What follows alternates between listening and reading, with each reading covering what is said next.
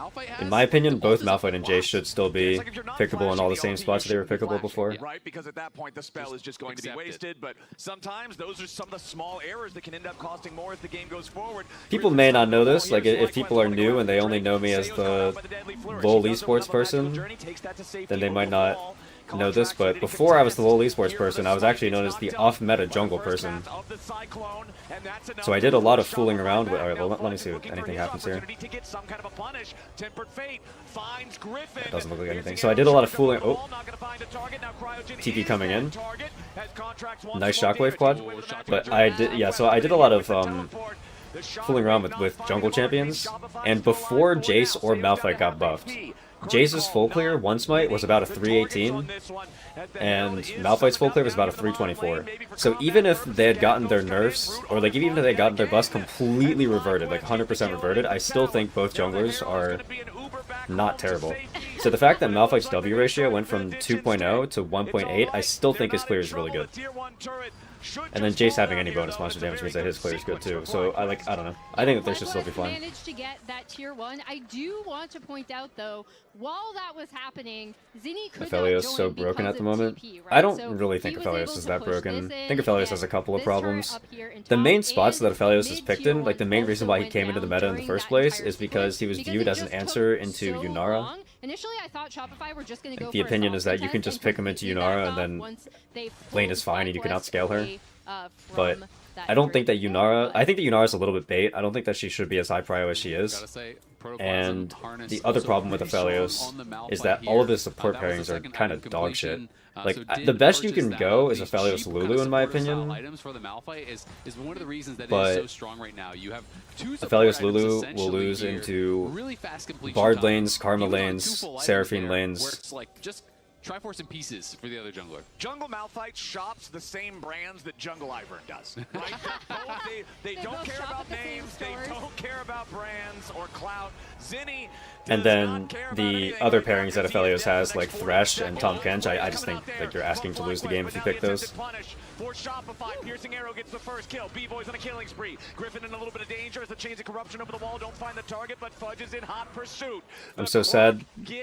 Griffin did not watch my pro play Wukong mini guide. How dare he? How dare the challenger pro player not listen to the piss randoms Wukong guide? Yeah, a FlyQuest thought they'd have a, an angle onto Zinni, get him out of the game, kill the raid boss's ear. Like, I don't know if you guys saw that Really he, nice so like he collabs W'd from forward and Shopify then coming ulted and in. then like And it's just flashed gonna give them out, so much more map or like tried to flash to get like a on second this Q, but top side. It's been a tough game for Quad, I'm not gonna lie. 0-5 now at this point. yeah, I'm a big hater of Wing forward on Wukong. Could Taric jungle ever be a thing in pro? That's a Jin, brother. Don't get too Yeah, excited. I think so. I was gonna say, it's not like this target is particularly threatening. Since he is 2-0-6, he's got his I think that Taric can be pretty invade prone, and you also need to build a comp around him that gives him somebody who he can funnel, but yeah, I think it's not unplayable. Both teams only had a single Drake so far. I'm not feeling like the Drake win Quad, please stop being 0-5. I mean, to be fair, he is playing into Malphite Azir, so it is kind of expected that if his flash is ever down, then it is just scheduled deaths for him until his flash comes back up. I don't agree with him going Ludens this game. I feel like if you're playing against these champions, you should maybe go something tankier. I mean, I guess the logic is that you have to go damage since your team comp is so low damage otherwise, but he's gonna lose his whole I don't know, maybe it just means that your draft is bad. Griffin isn't even, cross-mapping to try to steal away camps or anything. They were kind of soft contesting this, but they didn't end up being like if you're playing against these champions and you can't go tanky because the rest of your draft doesn't allow for it, I think it's just not an Orion angle. And FlyQuest really starting to fall behind. I still think 3K now. that Sivir would have been crazy here. Like, I think that if they had gone Sivir on 3 instead of Jhin, it actually fixes most of their problems. They don't have to feel pressured to fight super late. Their damage problem gets fixed. They have a better matchup bot lane as well. Shopify continues their retreat. Defensive Malphite ulti to make sure he doesn't die there.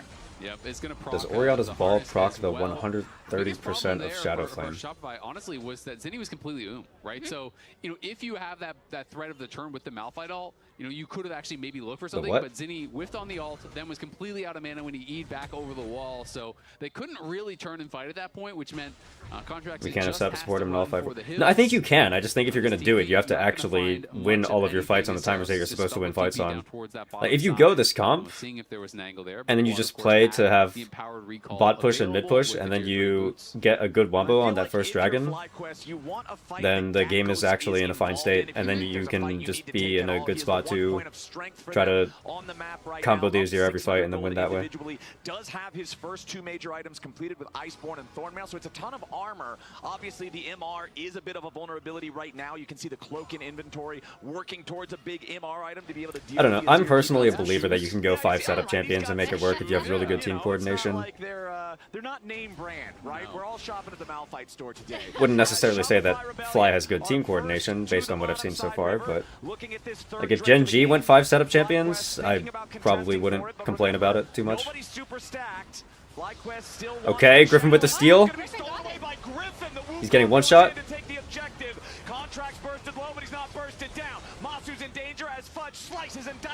Yeah, this is part of the problem, is that if Wukong W's in and goes for a steal, then we literally have no team fight whatsoever. But it's okay, it's hype, he got the dragon. He tries to flash to get away. A little bit more damage is not there from Shopify as B-Boy fires a rain of arrows over the wall, but it cannot hit. Masu's still on the run.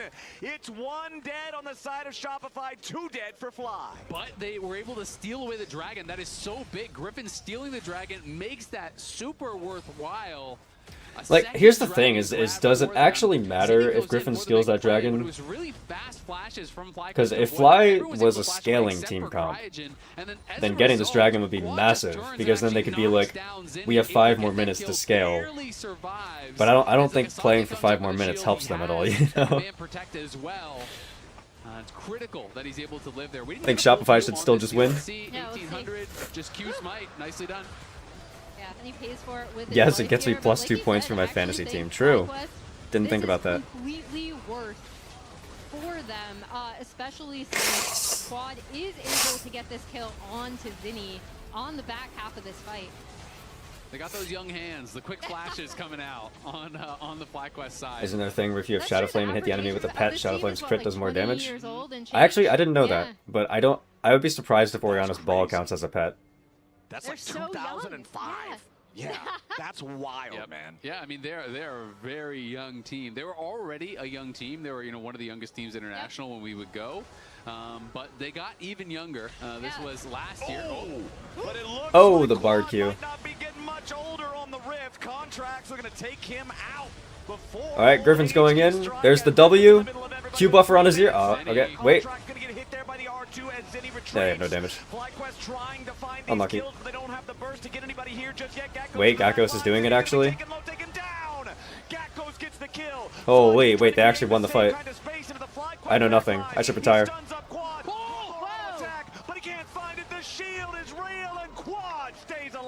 That is massive for FlyQuest. They win out this fight 3-0. We'll see if they can try to push for a Baron. They really want to go for it here. Yeah, piercing arrow coming out from B-Boy. Contracts has to be the one keeping anybody from FlyQuest away from this Varus. FlyQuest now still all 5 players alive, going after the Baron. I honestly thought that as soon as Azir didn't get one shot that they would be able to play, but they just couldn't. Jhin ult, Kazante in his face, can't do shit. 3 seconds on Malphite ult. Gackos, he's low. Griffin low. In goes Contracts. Okay, Griffin with the invis, doesn't die to the Malphite ult. Okay, Griffin's the GOAT. He's the best jungler in the world. Holy, and he's living too. I want to see a replay of that fight. I want to see if there's any way that Shopify could have played it.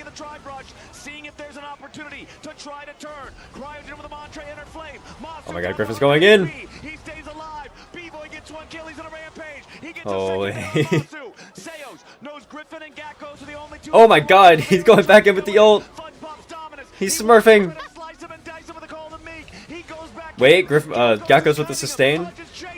Nah, this is so psycho that they're going for this. What the fuck? Nah. Now, what about the last one? If they can get the kill on Griffin here, it's massive, because that's the last Baron, but no, Griffin survived. Jesus, okay, that was like a 2-minute fight. The Baron, that was insanity. Contracts, the split second his ulti came up, it was a couple seconds as he was going for that contest. The ulti comes up, he tries to kill off Griffin, but Griffin barely survives. Wait, we don't even get to see the initial fight. Good reaction time from Griffin to W preemptively, though. He must have timed Malphite's ult cooldown like pretty exact. when the smite comes in, he tried to time his smite with his W, but the W from the Malphite wasn't perfectly synced up, so it went off. The W was literally mid-clap when the smite came through from the Wukong, so not perfect timing there from Contracts, and Griffin back-to-back objectives are secured, and then this was just insane, Emily. Yeah, and I mean, look at... I mean, I do agree with Fly's decision to turn here. I feel like if they don't, then Shopify, or then, B-Boy just kills everybody slowly eventually. Advantage of these blinking health bars. Basil dying a little bit there. I like how the completely different reactions from the coaching staff of the same team. Apollo looks devastated. Thinkard just looks happy. Yeah, Apollo looks like one of those anime ghosts has like left his body. Alright, let's see. Renekton's flank is going to be spotted here. Alright, we're going in. Wait! Wukong Ori combo? See, this is what I'm saying. This is how the comp works. You don't need damage. If you land Ori Wukong combo on a carry and you kill them, you win the fight. On a killing spree as Contracts Malphite falls, and now with the Dragon begun, because of the fact that Griffin stole the last one, this is FlyQuest moving to Soul Point. Yeah, this is huge. This is Soul Point for FlyQuest. I love what we've been seeing from Griffin in. By the way, I don't know if I agree with Griffin going really trying Cleaver, like Sunder Sky second and Cleaver third. I think in this game you go Cleaver second and Sunder Sky third. What he thought was going to be the Dragon fight, but then his team got caught moving All to good, the though. Dragon, and he was trying to recall, gets, I think, found out on that recall, so gets spotted. Griffin is always right, which means that I'm wrong, which means that I have much to learn about Wukong builds.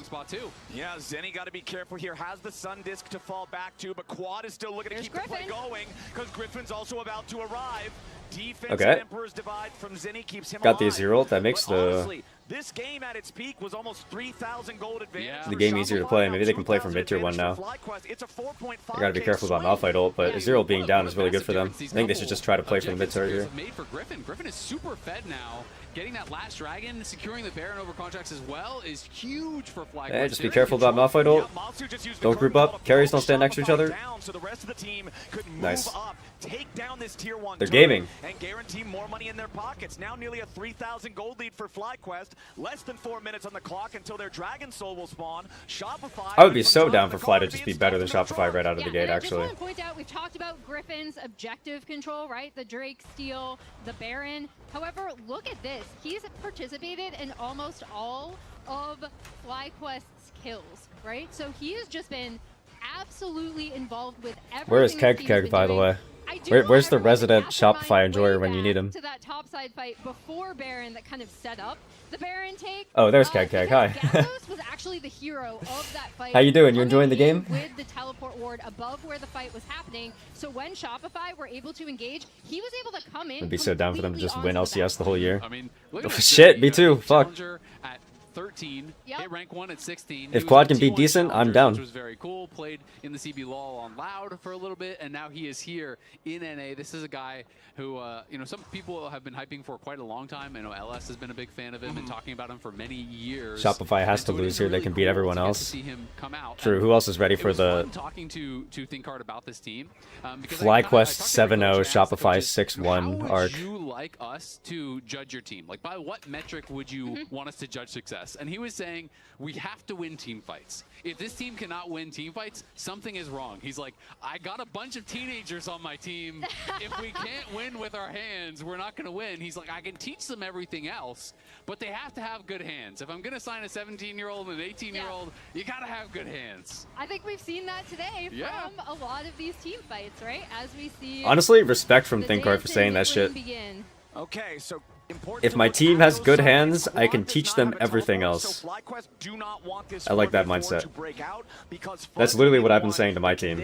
I've literally been saying the exact same shit to them. I'm like, if you guys can just survive early game, if you can keep up with the rest of the players mechanically, I can teach you everything else. It's actually so true, like #1 coach sentiment.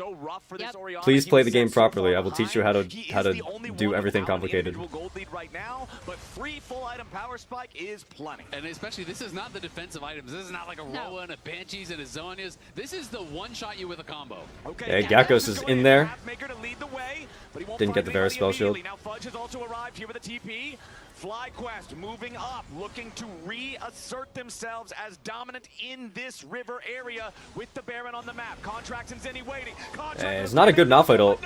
Not a good Malphite ult, actually. Nobody else is they're losing the entire game here, by the way. Malphite is like, they're... Okay, here's what I would say. I think that Malphite's role in this game isn't actually to engage. I think Malphite has to use his ult to peel Azir. Because if Fly go for the combo, like if they go for the Wukong Ori combo and they don't get high value out of it, I think Shopify can actually play the fight. So you have to use all of your tools to protect your team. Like you have to use Bard ult, Malphite ult for peel, stuff like that. But your Varus is not there, your Azir is not there, no one can follow up on the play. He goes in, and insult to injury flashes out as he dies as well. So they get the kills, they're gonna get the Baron. Also, wait, isn't this... Oh, wait, no, never mind. I got baited. Somebody... Yeah, and I love the way that they have somebody in chat said Bandle Pipe Malphite damage, and I thought that Malphite built nerfed Bandle Pipe. I was gonna have issues. This is fine. This is the one in the predicted Shopify 2-1. Yeah, but the problem is that I think Shopify should have won this game. Like FlyQuest screwed up their pre-Azir Nashor's fight, and then Shopify had big lead, and then Griffin just made like 10 plays on the map. And then they caught back up. Yeah, I mean, that is a tough one. Hold on, we're already back to live, my friends. Gakko's in the front line. Fudge wrapping around for the flank here with the Dominus. Tempered Fate lands onto Quad, but Contracts is already killed at the start of the fight. Yet again, Fudge only arrives in time to be isolated from the rest of his team. Quad was fine the entire time. He has Zonyas, by the way. Immediately forced away by the Emperor's Divide. FlyQuest has low health. We still have the Wukong ult, but we have no flash. We'll have to see. Still live. Remember, it's Cloud Soul at FlyQuest. Claim it. B-Boy still have plenty of HP to work with. They need a lot of value here out of the... They should be able to play this. I don't think Shopify can be here. Make it 3 and he's already dead. Who brings All right. FlyQuest FlyQuest is not bad. FlyQuest are gonna take the kills and the objective. And Seos just bailed on B-Boy. The Secret Service just dove out of the way. The president got taken out as Masu takes down B-Boy with that final shot. And Ludwig and Moist Critical tuning in at an inopportune... You know what this means? Yeah, I love what we've seen from FlyQuest. This means that Palafox was not the problem. Palafox was the glue holding the entire... This is our overreaction, okay? Palafox was holding everybody together. He was the shot caller. He was the heart and soul of the team. And without him, Shopify are lost. Young team with hands, like you said. How good would you say LYON is? I predicted them to be second. I had Cloud9 first, LYON second, TL third. But has not been necessarily on the same page with a lot of these engages. And some of them have been very costly. It feels like Fly is making these individual good plays. They're kiting out. It feels like we're having so many fights where it's really close margins, very low health, but they're able to stay alive, to stay involved in these fights. And I feel like they're on the precipice of closing out this game. Cloud Soul. All right. I like how they're pushing with the Baron. Long extended fights with that much move speed, so tough to deal with. Yeah. They're actually gaming. This is a good Baron setup, good Baron push. It feels like the champion has unlimited target access as FlyQuest are looking to force their way into the enemy base now. It's bottom lane, the first target here at the tier 3 turret line. Masu finds a quick shot there into B-Boy. This is not normal, by the way. Usually NA teams have bad Baron pushes, but they set up their lanes right. Shopify continuing to scramble to try to defend as FlyQuest move up slowly but surely towards their first inhibitor. That one should die in no time at all. Deadly Flourish locks up Zenny back near his own Nexus turrets as the mid lane. I've seen enough. Fly is better than Gen G. Yep. Working together on that one. They've got it down to only the final plate. Yeah, so here's the thing, is that I was saying that Fly is budget DK, but Gen G 2-0 DK, right? So I think the conclusion that we're reaching is actually that DK is budget Fly. But I think FlyQuest are pretty happy with the state of things. Yeah, I mean, no kidding. Masu is almost to a true 7 items now at this point. You talked about Wukong, but Jin with that much move speed too. When Masu is getting a crit, he's at 600 move speed. Yeah, he's pretty fast. And that's without popping the Ghost Blade. So it is kind of hard to find the engage. I mean, at that point, you have got 100 to 0, because if he gets one auto off, he's going to pop his Ghost Blade, just zoom away. You are not getting back to this guy. Yeah, and we'll see what, if anything, Shopify can do here. Is Griffin still looking? I mean, yeah, I think 4 players on FlyQuest looked pretty solid this game. Watching aiming is making me appreciate Doc Dom more and more. I've been trying to get you guys on the Doc Dom appreciation train for like 3 years now. It's too late. The train already left. Super move speed Jin. He's going to be really fast. Oh my god, man. Look at Am I that tripping guy. or since it's Jin not a Phantom Dancer? Just look at him move. I think it's fine. Because Jin has a ridiculous attack speed modifier on his passive, where like any attack speed that you buy turns into more percentage AD. So, ghosting plus 10% movement speed, plus big attack damage steroid, maybe it's actually fine. Maybe it's actually good. Because he already has Infinity Edge and Armor Pen, so he can go items like this if he wants. Okay, FlyQuest are really hungry for this last inhibitor. 730 move speed without the Ghost Blade active when he rocks the Stormrazor. Contracts goes in. He Alright, finds that was a knockup nothing on the Malphite ult. That's not going to be a valuable enough target. Tempered Fate on to 2. Contracts, though, still isolated here in the Game front should be line. over. Finally dies. Quad taking a kill as Zinni goes next. Gakos will claim that kill himself as Fudge is juggled around. At least there's the 1 kill back onto Gakos for Shopify.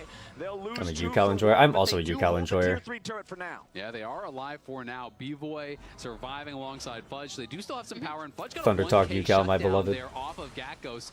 If B-Boy can hit these arrows, it's great, but there's just so much move speed, it makes it a lot more difficult. Yeah, Oh. look at Monster. He goes in. That's 2 auto attacks. 2 auto attacks onto B-Boy. Takes that much. Wait, AP. is this gonna be Jin's first win in tier 1? Hold up. Isn't Jin like 0 and 12 or some shit? It's 2.5 minutes of double super minions in every Will you post team single ratings? lane. No. It must feel No. so good to be Mossy right now. Don't have time for that. These are the dream games. You're an AD carry player, right, Emily? This is just what Also, dreams wait, are. by team ratings, do you mean like power rankings? Because I did that. I have power rankings videos on my second channel No. for all of 6 regions. Mercurial He's Scimitar. only Like playing preseason power with rankings that. videos. It's all right. But if you're asking about Make like you go game faster, ratings, I wasn't so gonna do not that, really no. approving of the purchase. I only really do that for He does internationals. have his escape mechanism now if he gets Yeah. caught by a chains of corruption or a ruthless predator. Ruler Let's one? see. Oh, okay. Never mind. FlyQuest Moss is going not after special. the bear, and this is kind of, I feel like, the last chance for Shopify to do anything here. It would have to be fully crazy with the steal. We'll see what Contracts has ready to go. Everybody on Shopify is in the area, but the Baron's already down to 3,000 HP. It's going to be claimed by Griffin before anything else even happens. Cryogen Okay, down the 20%, Zonya's from but quad. with He's they fine. cannot kill him. Big Another kill shockwave. on the Contracts. Fudge gets one back. Griffin knocks everybody up into the air, and Shopify has to scatter. Zinni wants the Sundered Sky moment. but the only thing cut in half is Shopify's roster. Nobody's still standing. It's a 5 for 2, and Nice. FlyQuest will march it down mid. Pretty solid game. I'm impressed. I thought they were going to lose this game after they screwed up the early game, but they played really well in mid game. FlyQuest roster.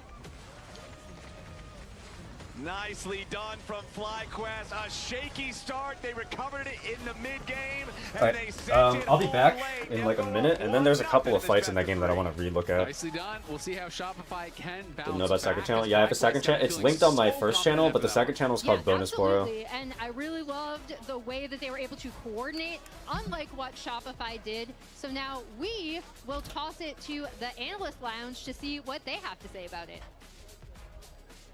Banger game, Kobe. Absolutely banger game. Also, pretty happy as a couple of junglers here watching this game with some jungle-focused action going on. I mean, FlyQuest looking pretty calm. Masu ended this game super fed, but to me, Griffin is the player who kept them in it. But at the start, it was Contracts making all the plays. So we're going to do a little dueling jungle We here. got some dueling jungles. My champion for this duel is going to be Contracts. Yep. You're going to take Griffin. I'm Griffin. Yeah, we know Griffin's going to win. But Show us battle number 1. in the beginning, Contracts made a really smart jungle play. So all junglers on this current patch know second crab is everything. This is the biggest objective in the game, Jat. So Contracts, he does the correct thing. You call your support to get there for the second crab spawn. Second crab is so big because it gets you to level 6. And so Contracts, he flips Alright, this we're crab back. versus Griffin. He wins. Is Peter the starting strike on fight, gets the end his supers? level I have six, no idea. and this is I know that just life huge. started the Everything first goes couple great of for him. weeks. Then they flash in. He follows the flash of Griffin. He Griffin had immediately wins it. 46.26 They win points? this fight, Jesus. And they give the kill to the Azir, Jat, the Zinni. I feel like my fantasy team is cooked, no? Let me look at who I had on my fantasy team. I kind of forget. We know things change. Let's go to my PC right now.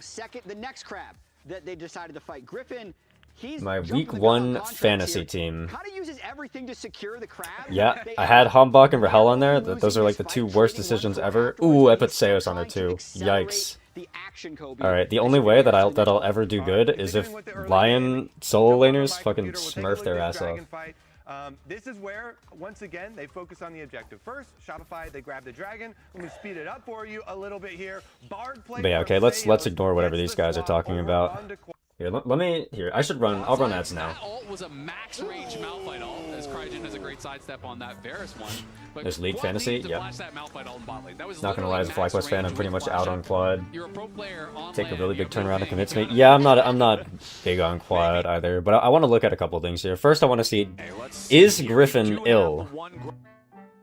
Is Griffin's first death because he tried to contest a Scuttle Crab against 3 people to get level 6, and then Malphite just took the Scuttle Crab and ulted his face? Is that what And I happened? think that's kind of the potential with these Let's players. take a So look at if there Griffin's is a pathing. viral and everyone kind of just works from Okay, the Jhin is word out of go, they can base, really so really fast. Yeah, they're a really Bard exciting has first team. move By for sure. contrast, I think it's really interesting to Okay, look at Griffin's Shopify, going mid. right? He's Have booking it to the almost Scuttle Crab their that's already entire gone. roster, The Scuttle Crab spawned like 10 seconds ago. He's booking it to the Scuttle but they Crab. kept their entire roster, He's right, Eing in. except for mid Oh, lane. okay. They Actually, you did know that what? mid It was lane kind of swap. close. You know what? Never mind. I can see the angle. All right, the flash is really bad. That flash was horrendous, but I can see the angle. He actually had a window to 50-50 that. Okay, you know what? It wasn't as ill as I thought it was. It was only kind of bad. Contracts just had the earlier level 6 there. And then I also want to look at this Drake fight. Difference is just the kill plus the assist money, so not a super active early game from either side just yet. Yeah, it makes sense given both of these compositions, especially given where their junglers want to be, right? Hitting level 6 and then kind of... Dude, the main thing with the fantasy thing is that it's actually like hard to make teams. The budget is very, very low. Like you have to be really careful with your picks. I kind of like it. But yeah, let's take a look at this fight. Okay, so let's imagine that Griffin had flash here, by the way. Like if he doesn't just like randomly flash 2 inches away from Malphite. Okay, So I want to see if Shopify can really catch FlyQuest off guard with all these TPs. Griffin goes in for the Cyclone.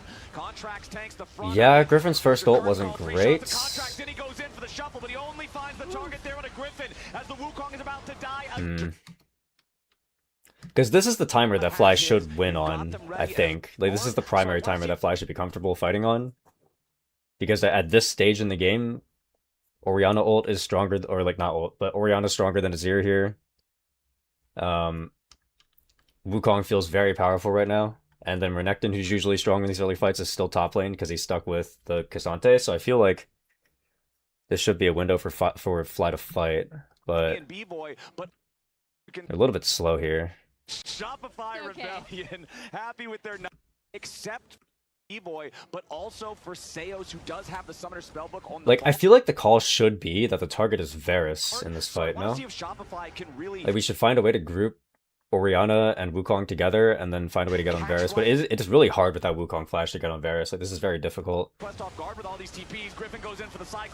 I don't know. Maybe it's just not fightable. If Wukong doesn't have flash, maybe it's just not actually fightable. Because based on the way that it looked, I don't actually see how they could win this. I don't think this was a winnable fight. Who is better than Quid in the LCS? I think that LYON, Inspired, and Thanatos are all better than Quid. Yeah, and then the last fight I wanted to look at was, I wanted to see exactly how Fly managed to get away with that like bot lane win. The back half of this fight. I was like, I really think Shopify should win the game. Oh, in mid? Nobody. I think that Quid's the best mid laner in the region. Alright, let's take a look at what we got here. Already a young team. They were, one of the youngest teams international when we would go. But they got even. So, everybody on Shopify is ready to fight. I mean, this is too early now. They were, one of the youngest teams international when we would go. But they got even younger. I get that Quad is like in ult range, but Azir and Varus are not here. And then Seos just misses the flash Q. Like, if this Q hits and the Orianna gets stunned, does Orianna even die? I think that's the question. Because Crygen comes in here, will shield the Orianna, yeah. Shield, heal Orianna. Varus and Azir still are... Yeah, I think that this is just a bad engage no matter what. Before old age can strike, as Griffin's in the middle of everybody with a 3-man Cyclone contract, gonna get hit there by the R2 as Zinni retreats. Yeah, and then Gakkos has a really nice angle here. Like, he's gonna take the Bard right into the Azir, and then he W's the Azir ult as well. Yeah, Gakkos played the back half of the fight really well, but I think Contracts just kind of through. He stuns up Quad. Whoa. Attack, but he can't find it. The shield is real. And Quad Is Gecko's better than Blippo? No.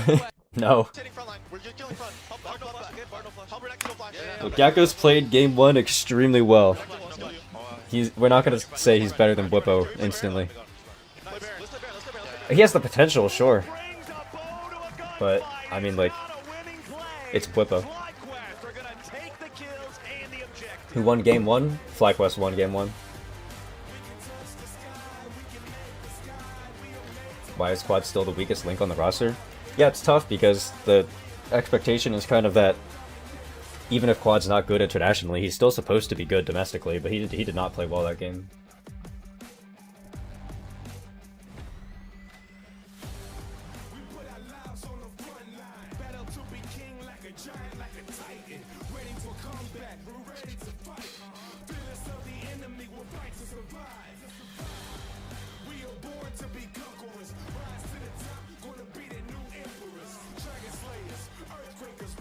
I was gonna do something else in between this. Oh yeah, I was gonna talk about the Los Ratones game. Oh shit, do I really feel like doing that?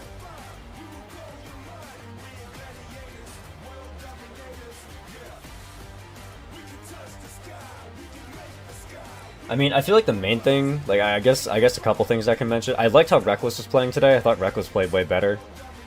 Felt like he was trying to move around the map and make plays and stuff. They had better controls of Scuttle Crabs and whatnot. But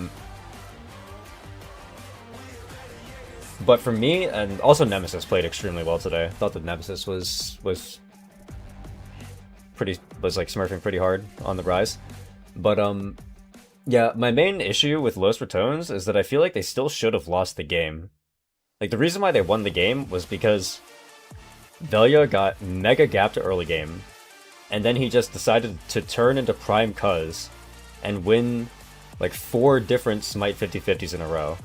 Yeah, the new but it's like that's not a consistent way to win. Like we can't be relying on Mundo E smites over and over again to win games, you know? Like if he misses one of those smites, I think they probably just lose. They move quite a bit. So it's a nice refresher. So They're very I don't know. It's cool that it happened. Cool that Velia was able to step up in late game and just hit all those smites. But like, it's not so a. It wasn't really hard to kind of integrate them into the team. I don't think it's something they can replicate. They were integrating us actually into like their. But in terms of like growth as a team, world, so it's been fun so far. I do think it was nice that Reckless felt more involved today. It is hilarious to think of old man Masu being like, oh my god, these teenagers, they move around too much. How old is he? Isn't he like 22? I feel like Nemesis is the only LR player who's clearly not the bottom player in their role. I don't think Crownie is the bottom player in his role. I think Crownie's been okay. Brother is 21 and he's the old man. Yeah. Baus felt kind of invisible. Oh, you know, Baus did play pretty badly that game, for sure, right? But I do want to point out one thing for Baus, as I am resident #1 Baus defender, as we all know. I'm gonna point out one thing, one bit of Baus propaganda. Let's go to this dragon fight, the Soul dragon fight. Like when it got to some of these mid and late game team fights. Wait, was it this one? Yeah, it was this one. Look at how Baus plays this. So there's like Los Ratones are playing through bot, Heretics are playing through mid, and they're kind of going through this standoff. And you can see that Los Ratones are actually losing the standoff. If we back up, look at the health bars. Like Mundo's trying to land Qs, but the Q poke isn't really doing anything. And then Nemesis is getting chunked by shock blasts. Speaking to their coaches, that was a real focus for them. Like, look, so they're losing the standoff, right? If they just play the standoff straight up, they lose. Look at how much space Baus builds here, because he was with the team. He walks all the way around the Dragon Pit. Look at how much space he builds here. Look how much pressure he has. He's completely warping how Heretics have to play the game. and you can see they are still working on that. Like, it's actually insane. Because check this out. The Felios ult comes through. Shades of that. Like, I did think their early game was really good. I thought that Look at this. They can't play the game. Like, Saren hits this really good Cassio ult, but there's no follow-up because Balas is just, like, fucking causing chaos in their backline. Like, so Saren just fucking dies. Like, Saren flash ults 3 people and dies. That's the team fight for them. And then so Los Ratones are able to win the team fight. So, yeah, slight bit of Bao's propaganda. I thought he played this team fight incredibly well. That's my only piece. I thought he played that situation very well. Doesn't excuse the fact that he was really bad for the entire rest of the game, but I liked how Bao's played that one objective situation. I was impressed with that. I was impressed with like his presence of mind to realize that he has to, that they're like losing the situation slowly and he has to walk all the way around and apply space on a flank. Second pick again, so we haven't really been seeing that at all. So it is cool that they are prioritizing that counter pick and really want to see Gangplank what they are going ban? to do with it. It is Rise to Leah, two very popular champions. If they're banning these days. Gangplank, that tells me they probably want to go in a mobile bot laner here. Two champions that can move around the map really Trying to think of what's up. and affect those side lanes. Maybe like Ashe? Are they trying to go like Talia Ashe or Talia Yunara or something? I don't know. We haven't been seeing any Gangplank counter picks anyway. Maybe it's like a scrim thing. Maybe Fudge just playing it a bunch in scrims. For the reasons that you stated, right? Because junglers might be doing kind of this power farm. Do you think Shopify can make a comeback? Shopify were in a commanding position in game 1 because Fly made a couple of early game mistakes. So I mean, series isn't free for them. I liked how Shopify played mid late game, but it's not like That's what I would guess. You know, those are kind of the it's not like it was a free win, not like it was a stomp or anything. On the mid lane point, Just tuned in. How did game 1 go? Your role quest gives you empowered recall and additional moves. FlyQuest should have lost, and then I feel like Contracts got a little antsy with the Malphite ults and was giving Fly windows to come back in, and then Fly played a couple of team fights really well. They played a really good Baron push, and then they won the game. If anyone is going to buck the trend, I do feel like there should be a lot of room for, you know, second pick. I guess we'll call it like counter pick, whatever, you know, because it's Mel. We're going Mel here. We're going Quirky Mel and winning the game, please. Seos, I know you have it in there somewhere. Seos, you can go Mel support here. I swear to God, it'll win you the game. On my life, you pick Mel support, you win this game. Well, we got Thresh here in this one, so some defensive capabilities for our Aphelios. Cryogen's going to be on protection. Blitzcrank would also be good here. I'm assuming Fly is banning Blitzcrank. I would be shocked if Fly doesn't ban Blitzcrank, but Mad Life Classics. It might be 2026, but we still got to appreciate where we came from, right? As the Xinjiao locked in for contracts here on Shopify. But like I'm telling you all, if a team ever fucking picks Aphelios Thresh blind, you go Mel support, you win the entire game. It is the most unplayable fucking matchup I have ever seen in my entire life. Not where they would have liked to see it. So I want to see contracts have that first 15 minutes. Don't worry, Griffin watched your stream. He tells Thinkard to ban Mel. I'm especially looking for coordination. Surely, yeah. Surely they ban Blitzcrank Mel here. He decides to lock in. And then also I mean, bare minimum, they have to ban Blitzcrank, I think. Like, banning Nami for the Quirky Nami combo is, like, reasonable. But I think bare minimum, you have to ban Blitz. Like, we're playing Talia, Thresh, Aphelios. None of these champions are good against Blitz. I feel like we just have to ban it. We ban it, and then we hope that Seos does not know the Mel tech. What does Mel do against Aphelios Thresh? So, Thresh cannot exist in the same lane as Mel, because unlike every other hook champion, Thresh's hook doesn't immediately bring him towards the enemy champion. It's just like, he can recast it to go to the enemy champion, but in general, the hook is just a stun, right? So, if Mel walks up to Thresh's face, there is nothing Thresh can do about it. Because if he throws the hook and Mel reflects it with W, it's just a free stun. So Thresh's hook is completely useless in the lane, and the other thing is that Thresh is a very low range and mobile champion without his hook, and so it's extremely easy for Mel to land all of her Qs. Like Aphelios and Thresh can do nothing to stop Mel from just Q spamming and walking up in their face, like full disrespect because she can just W every hook, and then you just like, there's nothing you can do. That's banned out. You know, we've seen Wukong banned out, so a lot of these common pairings are already gone, so it'll be interesting to see where Griffin goes. He's a very flexible player. Seos has 0 Blitz games all time. This is so sad. He was giving an interview talking about how he's like the only jungler who I mean, like, Nico will also win them the lane. Quirky Nico should win this lane pretty hard, but I don't know. I feel like all kinds of different styles of champions. Blind Thresh is As so Teo's gonna be going for Nico, unplayable so this time they are going into the for right lane matchups. dominance here. Last time they were on the receiving end of that karma. This time they should have the push, and we'll see as long as they can play that well, avoid some hooks, which is also very easy to do with Nico because you can just throw your clone into the hook. I every like time what they're going Shopify in. has. So it should be a good 2v2 for them. What can Fudge go here? Nico is still a menace, and I really like the pick here. Scion coming in for Gakkos in the top lane. And here Whoa. might be that volley bear. Griffin, volley bear. Okay, so what can we go here? I think that like Somebody call Kobe. He's always gonna be a fan of Ornn would go really well with Shopify's I comp. mean, also has point and click CC, right? Kled is a It's Scion really counter. strong This right is now. playable, yeah. It is a lot more magic It's a damage, similar especially idea if to he's going Ornn. Dusk It and gives your Dawn team style that engaged. people kind of are expecting. Gnar I Most don't people like are as more much. AP Gnar is also a style. winning matchup into But Scion, but I point feel and like the click engage CC is for the more seismic show, conditional. It is a really strong duelist, and it's someone Like that I feel like they're especially all if good you are matchups going into for those Scion, but I solo think style that builds, Kled and you can Ornn kinda make just the game duel easier to against play people for the rest of your later on. team. It becomes really strong even in 1v1s, can take down soul laners, great on dives, obviously. But can turn anyways, off I still those think towers. Shopify won the It is a draft. really I like what powerful Shopify pick have right now, better. even though it's not as popular and competitive as it is in solo queue, it can be Don't an forget absolute ads. I already menace. ran the ads. We're all And as we good. mentioned, it's already No something ads that for an hour and Griffin 13 is minutes. comfortable bringing out, right? And fits within this composition well, which also has really Unless you nice guys want me to run frontline more for ads. this Aphelios to set up, right? Should Like, I just you run see ads a all lot of game and then potential cash out on the for paycheck the rest and of then his never team stream kind of ever again? setting up Masu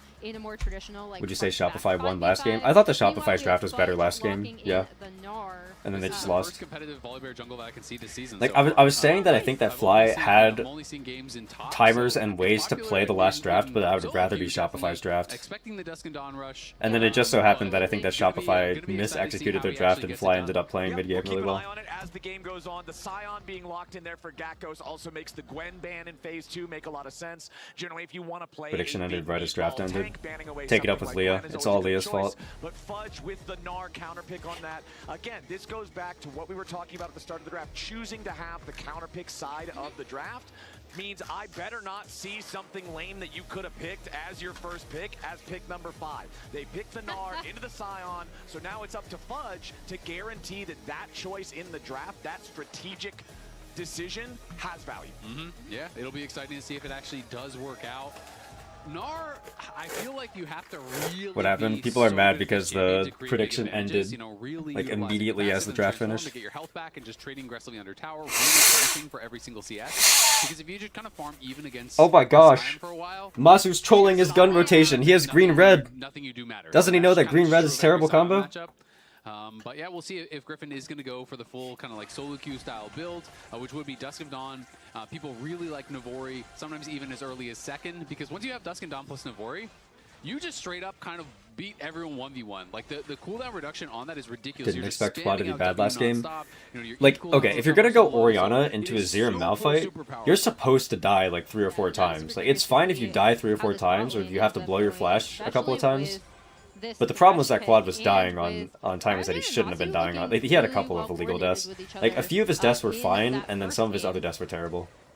Okay, Seos and B-Voy losing a little bit of HP here. Cryogen and Masu want to play this so aggressively, but as the minions are just now really colliding for the How first is time Aphelios Thresh here winning in level the 1? lane, This is, we guys, are this is waiting level for 1 Kangas, who's Aphelios, standing by the by for way. an interview with Level 1 Fudge. Aphelios Thresh, and the lane looks like this. Nah, the game is over. The game is over. The fuck? Like, if we can't... No, if we can't play Quirky Nico level 1 into Aphelios Thresh, we can just FF. Well, I'm here with Jordan, Griffin's brother. It sounded like game 2 is going well for FlyQuest, and you flew all the way out. That hook did so much damage. It's because the Nico was disguised as somebody else. She was already low health, but she was disguised as somebody with higher health. It's been such a pleasure. Yesterday we were at the FlyQuest facilities. They were very welcoming. Watching him play and communicate with the team, it's been really Cryogen is goated, maybe. Now, I know that your older brother, 10 Maybe plus years Cryogen on Griffin, and you is started the playing future League of together, Vietnamese correct? League. Well, so I started playing League Season 1. Hear me out. We send Cryogen to Asian Games 2026. Started playing The ranked. Vietnamese roster can just be Back, like and I think I was 22, he was 11, and we started playing ranked could be together. We were climbing. Kiaya, I hit gold, he hit His gold. Toe, Dyer, Hits plat, I hit Lazy plat. Feel, and At some Cryogen. point, Bam, fire we got roster. catch up. He just went diamond and masters, and I stopped there. But it's been a pleasure watching him Can Aphelios not auto-space Corki? I think that if Aphelios tries to do that, Nico can just land Q and chunk him for like 200 health. I don't know. I feel like it should be playable with Nico. I think that Nico and Corki should just be able to man up and push them back level 1. And then if Corki gets level 2, he just takes W and jumps in their face and kills them. That's how I would view the lane going. Getting called as Fudge wants to go for the wall up there onto Gakkos, but misses the CC. Back in the bottom. I mean, the only thing I would say is that if Aphelios is that good against Corki level 1, that this is what the level 1 looks like, we can't play Nico. Like, we just have to play one of the other supports that counter the lane harder. Because you're going to cancel the Q, you're going to get the auto after it, and maybe be able to go for a flash follow and a finish there. So big deal that it did not hit, but Masu and Cryogen back-to-back games, crushing it in the 2v2. I thought this was going to be super favored towards Shopify based on the matchup. When you pick Nico, you're playing for the lane dominance, and it did not go that way. Yeah, and I really loved seeing that early aggression out of them, right? With this Aphelios Thresh, recognizing the window. Like, if Aphelios stands there and auto-attacks, any sort of hooks, and then Corki just I mean, returns with like an auto Q, and then Nico lands a Q, and then Aphelios is just down like 400 health, I think they'd lose the lane. Of the stable one, they've played together for a while. This is their second year together. But Masu and Cryogen are looking really in step. Yeah, they've been looking really, really good. And I think Cryogen is the one who kind of had the least attention, least hype around him coming in. People know Gakkos from last year being the sub for Whippo. People know Griffin because of all the hype around him. But Cryogen, you know, I guess he just turned 19, excuse me. I thought he just turned 18. But he has been around for a while, but hasn't played a tremendous amount of competitive, only has those 8 games of NACL experience. But talking to ThinkGuard, he thinks he has a lot of promise. You know, mechanically thinks he's really, really good and really has to focus on kind of learning that more like shot calling style that you expect from supports. You know, really often it is about support jungle in the early game, dictating where you're going on the map, how you're going to play around vision, and that's such a difficult thing to pick up really quickly, so it's going to be about how quickly he can do that. Well, I think his Karma did a perfectly fine job in game number 1. They were bullying the lane, they got that early tempo they wanted. Now here in game number 2, it's all about the skill shots. Can we keep Masu protected, and can we lock up those high-value targets on Shopify Rebellion? It's a 500 gold lead here, or just thereabouts, for FlyQuest with no kills on the board. Trying to go for a play, I don't know, it kind of looks like nothing. Fudge down to 300 HP from the top side, trying to trade aggressively like you were talking about earlier, Isaac, using the tower shots. Realize both mid laners have Ghost and not TP. Yeah, so the thing with mid laners, there will be people who will try to tell you that we're in a Ghost mid meta. We are not in a Ghost mid meta. If you see Ghost mid, it's because we are in a Ghost Rise meta. So Rise likes to go Ghost nowadays. The reason why you can get away with going Ghost in theory is because the home guards are better. So you don't necessarily need teleport because you can get back to lane really fast. So, but Rise specifically can take advantage of it because he likes to go, okay, Griffin is sending the entire game over a level 6 Scuttle Crab again. Maybe this is good this time. Alright, let's see.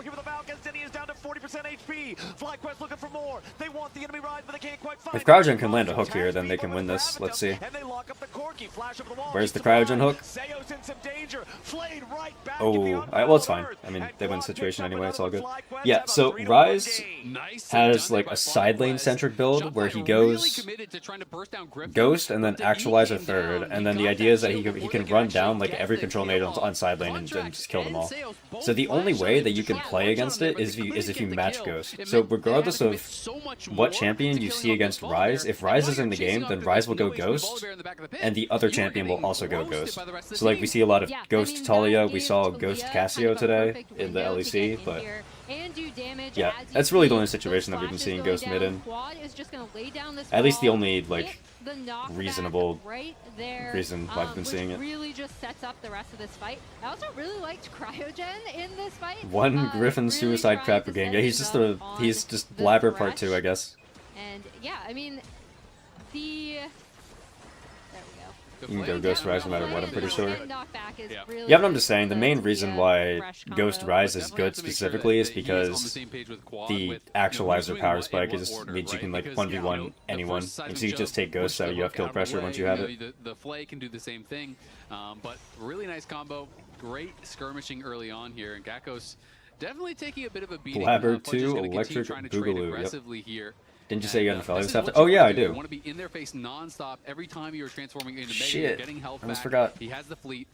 Okay, Griffin's in trouble again. Something's though. happening. Has to use the ulti defensively over the wall as Shopify invade for the second spawn Invading of red the buff. red buff here in the FlyQuest jungle. Contracts is going to get away with claiming that one. Okay. As now Let me Griffin fix my missing arms on the this ulti, thing. significantly less threat for his plays. Yeah, and this should be able to set up Dragon for Shopify. Yeah, good enough. It's kind of scuffed. The Avatar is really old. Like this variation of it is really old. Right, Quad joining that river fight previously. Zinni using the Realm Warp to get onto It has Griffin, no keep blend him shapes. down, and If then you be look able at my to facial rotate expressions up on this for avatar, Shopify there are to literally take no blend this shapes. first Drake. So I like The that avatar we're will already just seeing stand the there with a mid-laners blank using both of expression. their semi-globals to join up with the rest of their team. Yeah, I And the really mouth like will it. only I also open just and like close. The fact that Contracts was playing around a better buy. The Sheen has been purchased now for Do Griffin. you use a webcam or your But phone? one I of the use a awkward things phone. About Dusk and Dawn is the build path is a little bit weird. If So, you you're are a sitting on VTuber a and Kindle you gem don't where they have use Tunneler on the other VTube side, or a Studio, Kindle gem and a dagger. It's just not then that same amount it's of kind of power, unplayable. that you are going to be having over on the side of the Zin's out. Really So, old. It makes you look like a Contracts child. knowing he Yeah. has that better buy, you know, using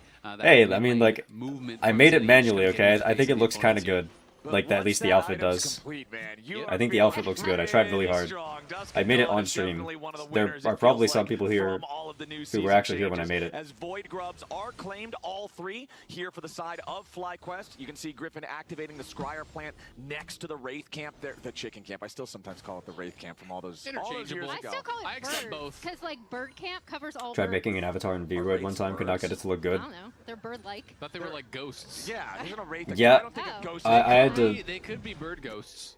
put in a Yeah, lot well, of it's the ghosts of all the birds hours into V-Roid to figure out how to make an avatar that didn't look like dog shit. Call them, like, when And they I'm do actually, double I'm not tap, even they super just happy call with them the birds. avatar that I currently have. I want to figure out how to cell shade it. I think that's the one thing it's missing, is it needs cell shading on the face. Or nodes or whatever on a spreadsheet better than chickens does, right? Yeah. You're the expert on this. There you go. I only Okay. asked one syllable too. Birds. Yeah, there you go. All right, well, we've also only got one kill on the side of Shopify Rebellion. It's been a pretty quiet early game from them, and FlyQuest are enjoying more than a 1,000 gold lead because Oh my of god, Griffin got the raptor. That's crazy. And lost it. No, Griffin planned it. It was calculated. He knew the invade was coming. Quad knows he's behind him though. That's dangerous stuff. Yeah, Quad throwing out the Unraveled Earth there prevents Contracts from being able to charge audaciously towards the FlyQuest mid laner, and Quad is just fine. Does pop his ghost there, though. Yep, is going to have to use that ghost. Has the phase rush as well, so obviously a lot of movement speed here when that does get going. And But yeah, as one of the much as things every that time makes we the pan up Aphelios top version of the lane, it feels avatar like it's look just so much smacking Gakkos around. It is 101 CS weirder to than the one that I 101 currently CS, have is that I changed now the your shoulder selection proportions a of lot. counter The pick shoulder here proportions instead on of on first my pick current on the one that I'm starts to currently feel like, using all are right, what did we really are get way done? better. Like the shoulders are more broad, so it just the avatar feels more full. There is your seismic shove into the Unravel. It's a textbook play in the mid lane, and bottom side the 2v2 is Wait, enough are my for arms still FlyQuest fucked as up, well. though? 5-1 game now as Shopify falls flat in two separate bit. lanes at the same time. All good. Oh, okay. Cryogenesis smurfing, I guess. Needle there with the death sentence. Masu is going to need a little bit more damage to finish off the kill, and the single auto attack will do it. Holy, but I actually missed that. I'm going back. I want to watch that sequence again. The 2v2 is a dub for FlyQuest. Echoes around. It is 101 CS to 101 CS, and now your selection of counter pick here instead of first pick starts to feel like, all right, what did we really get done? All right, Griffin's going in, immediately stuns up. All right, we got a kill there. I'm assuming Cryogen hit a hook and then Masu ulted him after that. And bottom side, the 2v2 is a dub for FlyQuest as well. 5-1 game now as Shopify falls flat in two separate lanes at the same time. And then the root, the Aphelios root into the hook. Okay, that was clean. That was clean. I like that. From the FlyQuest bot lane.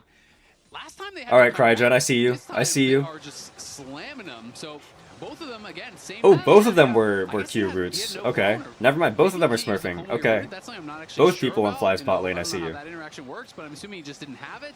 Masu just back-to-back sniper Qs, setting up. That's an roots insane and hook. perfect Like the hooks second there. hook, even though it's on a rooted target, that's a really crazy angle to go for. But yeah, both Masu and Cryogen played that really well. Tower shot not enough to knock him down. NA Aphelios better than the East. Yeah.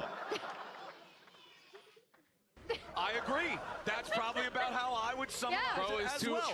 too locked in. True. Masu didn't even. It's like, I know. That's clean comms right Yeah. there. All right, 3 words is all you need. I feel like that's such an ADC thing, though, as Brother, there's minions to kill. I can't be talking. when we pan More to click, less talk. when we pan to Sajid Was Griffin yesterday, typing and at they Contracts were there, by the like, way? Did Contracts kill his helping him Raptors up, and then Sajid Griffin was all like, chatted at him? Is that "Stupid what that days was? Farming. So That's so funny. Did confirm. So That's what it looked Nico like. was just on cooldown. So he must have used it, you know, in a trade earlier, or maybe trying to block a hook or something earlier.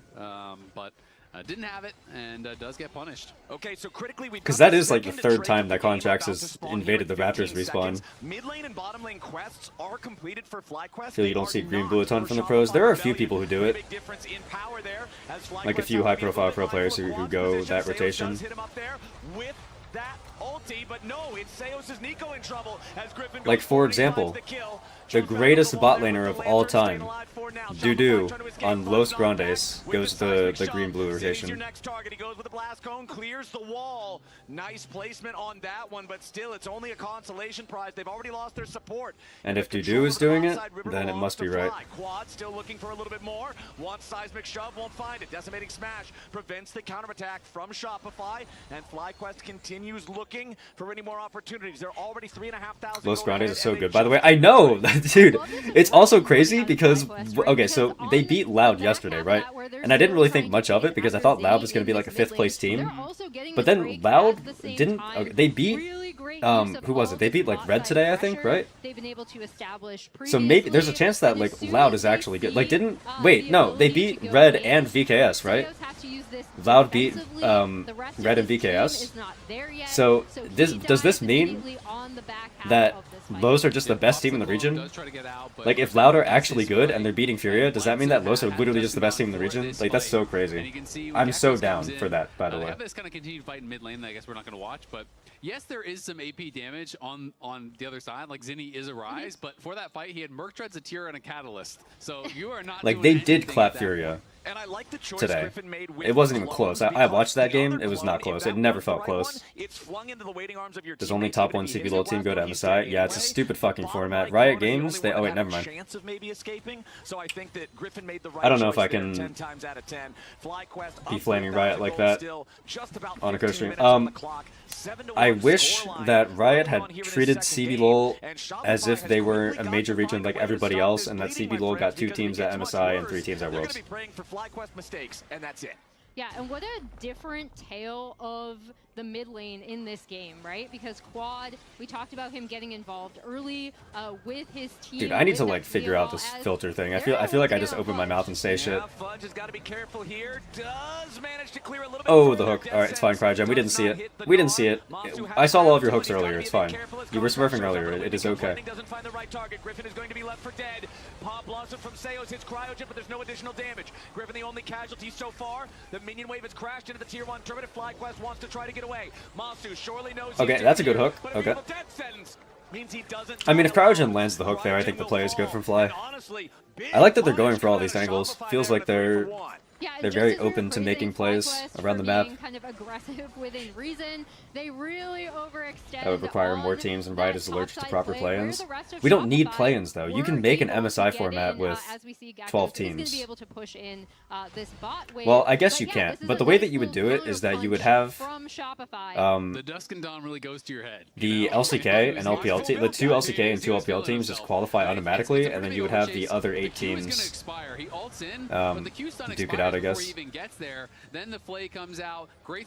Or something like that, I don't know. Or you could have like 1 team from each region make it automatically, and then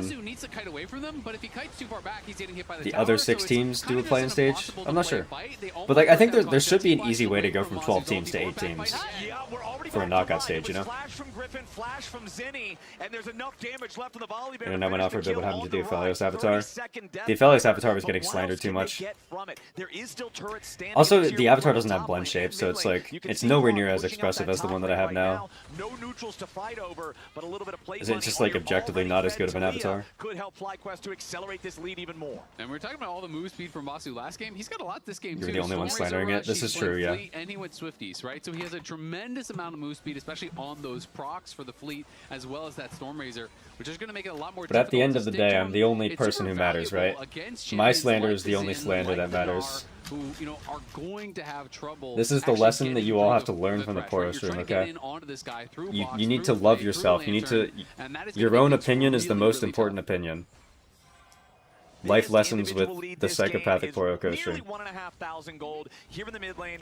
4 quads to Leah, Rylai's, See red blue on the screen. Enchanted Yeah, Mercury Masu's Trek. rotation is fine. This He's Talia doing is feeling the so strong, and with 60 green seconds purple on the clock until the blue third red trade white of the game, rotation. I have to feel like FlyQuest as a whole is feeling confident in their ability. It's like, okay, to this is say one of the if it's a fight acceptable on even rotations. This is terms, one of the we not win. terrible ones. I mean, I just think it's so tough for all of these kind of shorter range champions to be able to find those. Dude, Griffin is just running at them, bro. He doesn't give a fuck. It's so fun to watch him play. He's so psycho. You want to take a free dragon, kill the enemy jungler. Contracts is going to respawn just in time for that timer, but it'll be trapped in the base. Just Vinny's click in forward. here too, and things just aren't getting any better for Shopify. To find cycle, I think Rebellion. green blue TP variation also is just coming in better. now for FlyQuest I think if you're to reinforce only the going top lane. one So variation, if you're doesn't sticking get with anything on one the other side rotation of the the entire map. game, I would agree. I would rather. See if they want to go I like after green blue better than Zeus. green purple. Yes, Just walk forward. It's the Griffin playstyle. From the lightning crash means that Volley kind of has to play Psycho anyway. This is true, yeah. It is just kind of how Volley This plays. is just such a fun team to watch, right? Like they're saying, we're stronger, we're just gonna fight you. They're This not is giving Volibear any gameplay no room to matter the breathe, as rank, you yeah. said. Just constantly in their Dude, face, something about non-stop Volibear players and forcing Darius fights here. players. He Those wants to two play, like, a slow champions. game through side lanes and Just whittle like down mind towers. control You are everybody, not every getting single a one of chance, the and players, they just can't like keep your only Rylai walk slowed, forward, and you are not regardless of getting whether one it's good or bad. It's just like they just Dragon have to walk is forward. the They have to click target forward here and for either Shopify, like trying to get win the anything entire they game or can throw the in a entire game, but it that doesn't is matter. getting further and further away from their grasp. But FlyQuest have brought the whole party here too. Fudge running low on the Narvar. Draven too? As Cryo Well, that's takes the not true target for because B-Boy, but he's Han not Sama long is a enough to try to passive burst it Draven. down. Mountain Drake claimed by Shopify. Big move there from Contracts. hitting Han the Sama side. is breaking the Can Draven FlyQuest mold. find anything afterwards? It doesn't quite look like it. They're going to walk away. So chalk that one up as a win for the Rebellion. Yeah, I feel like Crygen was really out of position there. You know, you're not playing Alistar, you're not a playing. There's nothing wrong with right? being You a need to passive kind of be Draven, with the I don't team think. To step forward and have that threat of the hook to create space for your team. Flanking Thresh on the fight is being on the crazy, wrong yeah. side, I think B-Boy plays that well. He realizes, who cares? You can hook me. You're Bro by thinks yourself. he's I'll the kill Baus you. So FFS. just pushes him out, makes it be that just that flip for the dragon, and this time Contracts gets the better of Griffin, able to take that away, which is really nice after what happened last game. Yeah, and B-Boy was previously down. Did you guys see the Rift Herald versus HLE? Where Zeka threw down the Talia wall and then the Rift Herald like stopped his charge and then walked around the wall and then charged into the turret. That shit was funny as fuck. Easily be able to kill him off, and that was kind of the. This FlyQuest team is super fun to watch. I do think we will see some more tiny moments like that, right? Where Is it someone's recency on bias or the Seo's not slightly very wrong good? side of the fight. But I'm really loving just I mean, how they're establishing pressure Seos on the is map, the best kind of support to moving ever come together, out of the CB LoL, into and I think that he threes was and very just good at a trying time. to pick off Shopify where they can. But I think that just think it's Seos' such an biggest exciting strength is start playing to the year like for melee LCS, where we have engagers. teams that were kind of I don't know if he's not much of a expected Nico to guy. have big performances like DSG yesterday, FlyQuest today, teams that were, having subs. Just or looked, why is young CB LoL the players, only and you're minor kinda region thinking, all now? right, well, I have if you're no gonna idea. get there, it's gonna There's take literally some no time, reason right? for them to be a The minor top region. teams, they thought it was going to take some time. I did the draw show. Like, I know that Honestly, people I think I like to tried today, meme on the but CB literally LoL and was stuff, like, yeah, I but don't think we're as good as the entire point now. of the LTA North, But, LTA South they could be later on, format but see this kind of a start, this kind of was that confidence is just, LTA North and really, LTA really South nice. were It's what supposed you to be want from viewed a as young equals. team. That was the You entire bring point of the individual format. mechanics, So it's a like, lot of confidence, just why is take Riot fights just and try to outplay your suddenly opponents, retroactively and you deciding kinda that learn the CB rest LoL of is the no longer nuances of the equal? game over time. Doesn't make any sense. Especially because, like, in the merge tournament, LTA South played well. Like, the North placed first, the South placed second, the North placed third, the South placed fourth. Like, they were splitting results. So, like, the format that Riot was going with was trying to say that the North and South should be treated equally, and the results say that the North and South should be treated equally. But then they make the 2026 format, and it's just like, yeah, CB LoL only gets one team for every tournament, because fuck them, I guess. Into an opportunity to target that Talia in a future team fight. Yeah, and so Griffin is just going to go more of a competitive style build. Dusk and Dawn into tank, has that unending CB despair. LoL So got not clapped doing in anything split too one playoffs. crazy. Okay, but who No cares? quick trades like you see in solo queue a lot of the time, and sometimes you're going to see even that. You know, like, who more cares? AP, but obviously, like, Just Cosmic give them Drive 3 and things teams. like that, but It's this is fine. more It's not the end of the world if we have... and, is still going to give him some dueling power. 20 teams at Worlds. It's fine. Again, going to be targeted by Fudge, who flashes away from the seismic shove, wants to guarantee the kill on the FlyQuest mid laner here, nearly gets it, but close isn't good enough. Dude will smurf on LCS. That's what I'm saying. Phase Rush, Ghost, Rylai's. It is a big move. Dude, unironically, if I had known that Dudu was going to do this shit, I would have put him in my top 20 bot laners list. Well, maybe not, but I would have put him in my honorable mentions at least. Yeah, and while we have seen Fudge be trying to go for these kills as early as just the super early 1v1 Who goes to MSI for top lane, LCP? right? It always seems like his opponent has Is been the able split to champion and the points leader. somehow. Yeah, I actually and didn't even know you that. And I were talking about I'm an this off LCP camera co-streamer. I should yesterday, know that, Isaac, but I about didn't even know that. Sion and how Dudu is better than difficult aiming. and Yeah, well, I just shouldn't what have a had aiming on that valuable list because champion aiming he is for so garbage. many That's my bad. compositions, how My bad, guys. strong he I'm is coming stuck out in the of this top past. lane, I was still and thinking then about also how 2023 aiming. difficult it is to keep him down because the only answer is to just kind of repeatedly dive him or really, really shove him into the ground early. Yeah, which is so hard to do because you have a champion, a tank that has 3 AoE abilities and an ult that does AoE damage and can get back to you lane faster, and a passive that also lets you get experience and clear up the wave even if you die. So Fudge now maybe gonna get chased down. Yeah, the decimating smash knocks him up into the air, even though Griffin got knocked away. Can my GOAT BDD not be ELO held by this bot lane? You know what's funny is that we reviewed the T1 KT game, and I actually came with I actually had the conclusion that it was BDD's fault that they lost that game. You're like, all right, you have 5 CS lead. He has 1,000 free health. Yeah, doesn't feel great. I'm gonna post that to my second channel. Like, so on my second channel, I do want to do at least like one video where I'm like talking and stuff and there's graphics, but I had sections on my co-stream where I was talking about the T1 KT game and then another one where I was talking about the TLC9 game, and I want to just take those, I want to rip those straight off of Twitch and just upload them with like no editing. Over aggressive play on the top side, right? But even with how they've been willing Thoughts to on hit the championship go points button versus so summer split readily, placement for they've qualifying actually for been playing Worlds? out this mid game pretty patiently, Um, really trying to set I'm up their of the side believer lanes, that getting qualifying picks for when Worlds they should can in them, and that's be set like up for this completely pretty much only uncontested summer split. Drake, and now they're on sole point. I don't Yeah, I'm so necessarily concerned hate for Shopify, the 'cause fact even that though like the Rise LPL does has scale like can be really powerful, later on for in the game, final world you're spot. so short range, and there's so much CC over on the other team. You can that it's qualify really for the hard regional to gauntlet with think about a championship fight points. where I'm you okay can with actually that, get into the back but I line, think that beating like these carries without just getting like flayed the into majority of your Unraveled world Earth and spots should stunned, just and be then Ball of based Air on stun, and summer then Silence placement. stun, and then like all of this It's a lot of CC stuns. is really tough. So it feels like you are depending now on Seos and Fudge. Like you need flanking I like engagements. the LPL You way. need Yeah, that I think that front boss on LPL's the back line. You playoff need the format multi-man has Mega been R the to kinda create best that tournament chaos in that that we've space had, where Zinni and B-Boy and like Contracts can domestically, thrive, for the because past few years otherwise, now. like, you try to walk at them, there's just no chance it's ever going to work. And you're looking at luxury items coming through, things like the Mikhail. Yeah, I would say the only tournament format I think is better than the LPL's tournament format is like MSI, and that are that's going to it. make it so tough to knock down someone like Masu, who's on this super high DPS build. LDR is completed. For LCP, already their had his third seed is IE championship second. points. So Yeah, it's but the other gonna be problem with really, really LCP tough is for that Shopify. It requires them to they're have doing deep best vision, of great threes, teleports, I think, to really but have a chance. they're giving teams points for every individual game win, and then they lose points for every individual game loss.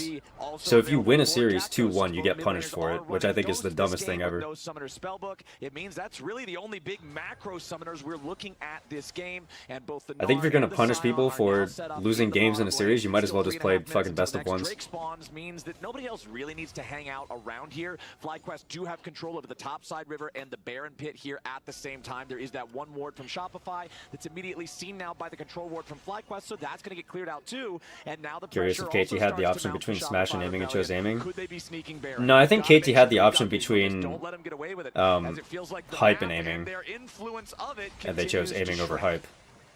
Yeah, and it makes it super dangerous for Shopify to kind of go in, as you see, Cryogen still tracking Sales, Which I still disagree fighting with. over I think KT vision should have gone with hype. in this Baron pit, with how pick heavy and just how much this FlyQuest composition can lock you down. It just makes it even scarier for Shopify to kind of go in and check these darker parts of the map.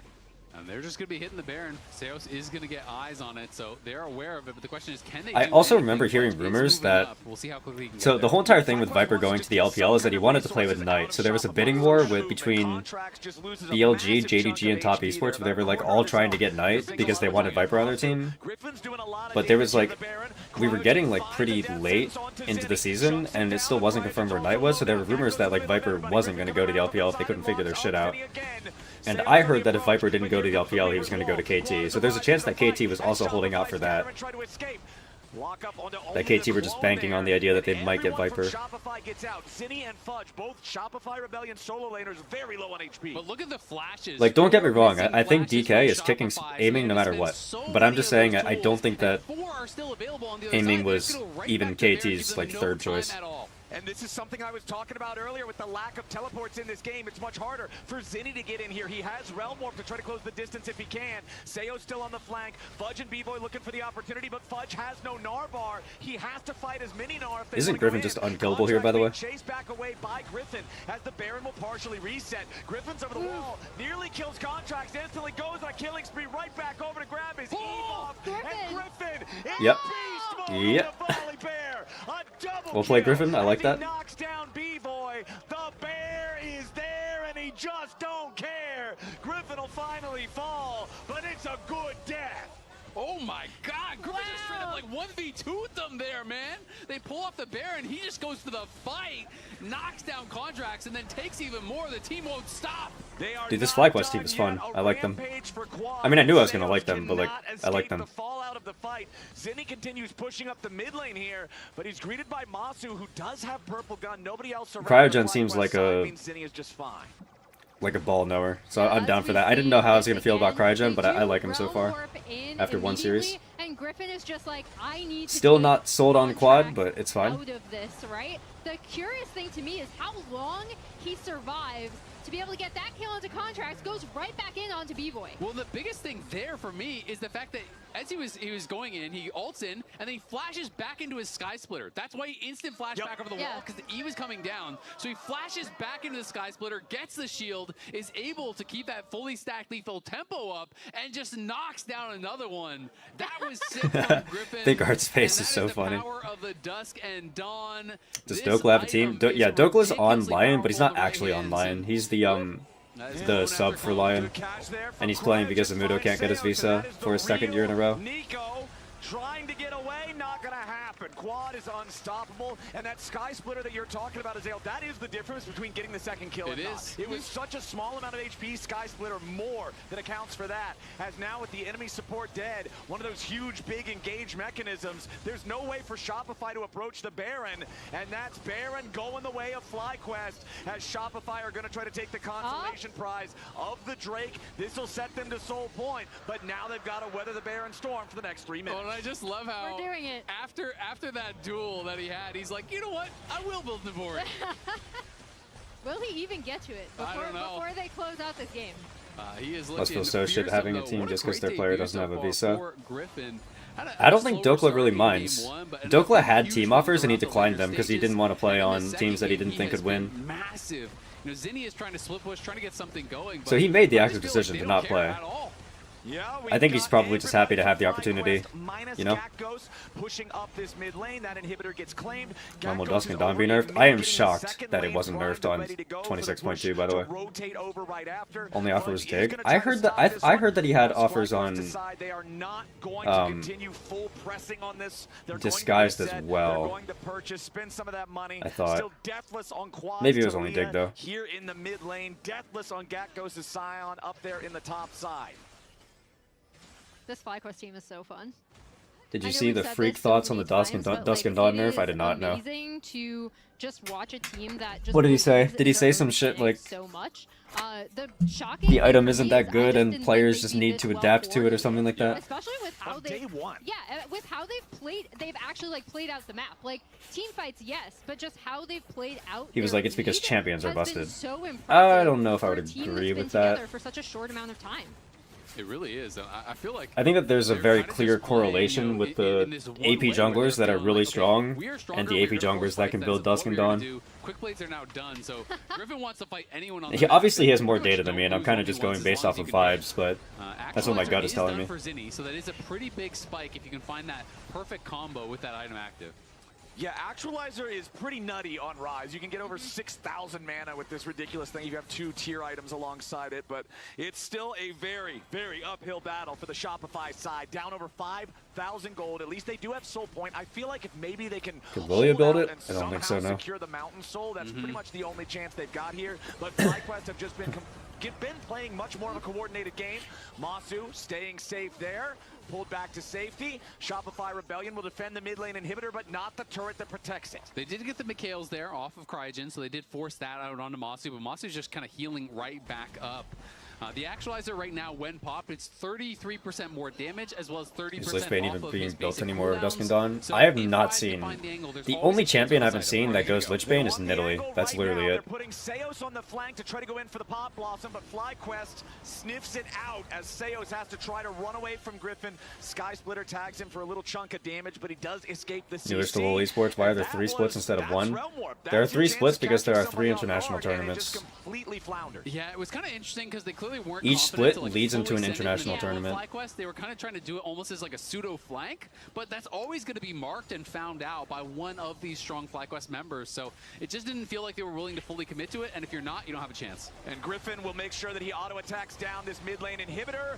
Nearly gets it, but it actually survives at 5 HP as Griffin has to defensively ult away to stay alive. Zinni does not get hooked by the death sentence. Wave crashing into the tier 3 turret. Fizz pulls Lich Bane over Dusk and Dawn. Plenty of plates left. Maybe? I wouldn't be surprised if Fizz can go Dusk and Dawn since he has on hit. Only needs a quick tap to knock it over, and the bottom lane inhibitor turret. I don't know. I haven't really seen much Fizz. Waves crashing in. Honestly, a little bit of a tragedy here for FlyQuest as that mid lane inhib stays standing, and Shopify will take everything they can get. Yeah, I mean, it could matter here in a minute because you talked about the potential win condition for Shopify is still probably getting Mountain Soul. You're praying that you get that Mountain Soul somehow, that you can stabilize the game, and meaning that they have that extra inhib up. But yeah, they still lost the top one, but at least it won't be those 2 inhibs down for when you're having to deal with that on the other side of the map. Okay, could be a catch. Oh, that was not a good blast cone. Knocked up into the air by the 3,000 strike. Flash over the seismic shot. It's okay. Griffin is here. The day is saved. An extra moment, but he is shut down. That's 1,000 gold in the Xin Zhao's pocket. Wind becomes lightning, and Griffin is the next target. Fight with the Mega Gnar into the wall, and now they're going to take Griffin out as well, but Zinni dies in trade. FlyQuest brings in the reinforcements, but Shopify still get a 2-for-1. Yeah, and Seos and Bevo are here. If they overchase, they can actually walk right into this Nico. We'll see. And there's Montu. He's caught immediately. The burst is down. And there goes the 80 carry from FlyQuest. Massive mistakes at a massive moment.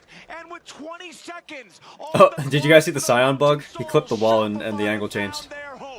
And they are going to be sprinting towards that Drake pit. In that initial fight, Zinni survives for so long when Griffin kind of makes the choice, okay, Quad, you're going to die. Wait, it's anyway. actually like, I'm going to hold jump up. onto the Rise. He survives. Are Shopify going to win the game? Because of Shopify. Here's where they think they get they just got Mountain Soul. I mean, I just think Quad was playing with fire here. Like, what was he doing? He saw them in his face. Is and this he just kinda a stayed around for Quad so classic? long, gives over that 1K. Everyone gets pulled in. Griffin is an insanely powerful duelist at this point of the game, but only if you can hit. He's just getting chain CC'd as Fudge arrives, and then they just lost track of where Seos and B-Boy could be. They had no vision in the jungle, walk straight in. B-Boy and Seos delete Masu. That is their only carry.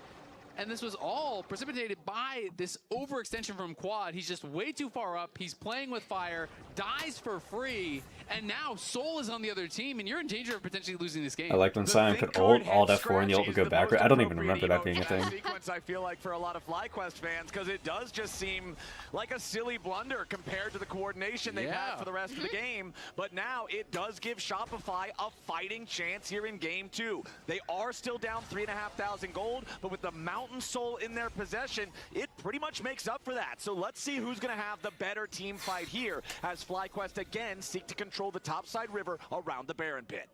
Yeah, and that Drake, that contract secured earlier in the game, becoming absolutely crucial, allowing Shopify to catch, really make the most out of that mistake from Quad on the top side. Now they're right back into this.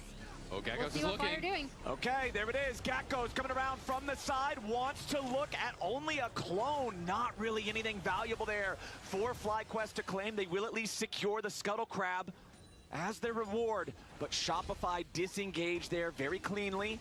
Another clone going to be used for scouting purposes. Finds the control ward in the brush. Death sentence attempted there in case Shopify got a little bit too antsy with their vision clearing. And now Zinni, you know, since we last checked in, has a full void staff. So he is really going to be starting to hurt the front line. Has the actualizer, you know, obviously is on those 4 fully completed items.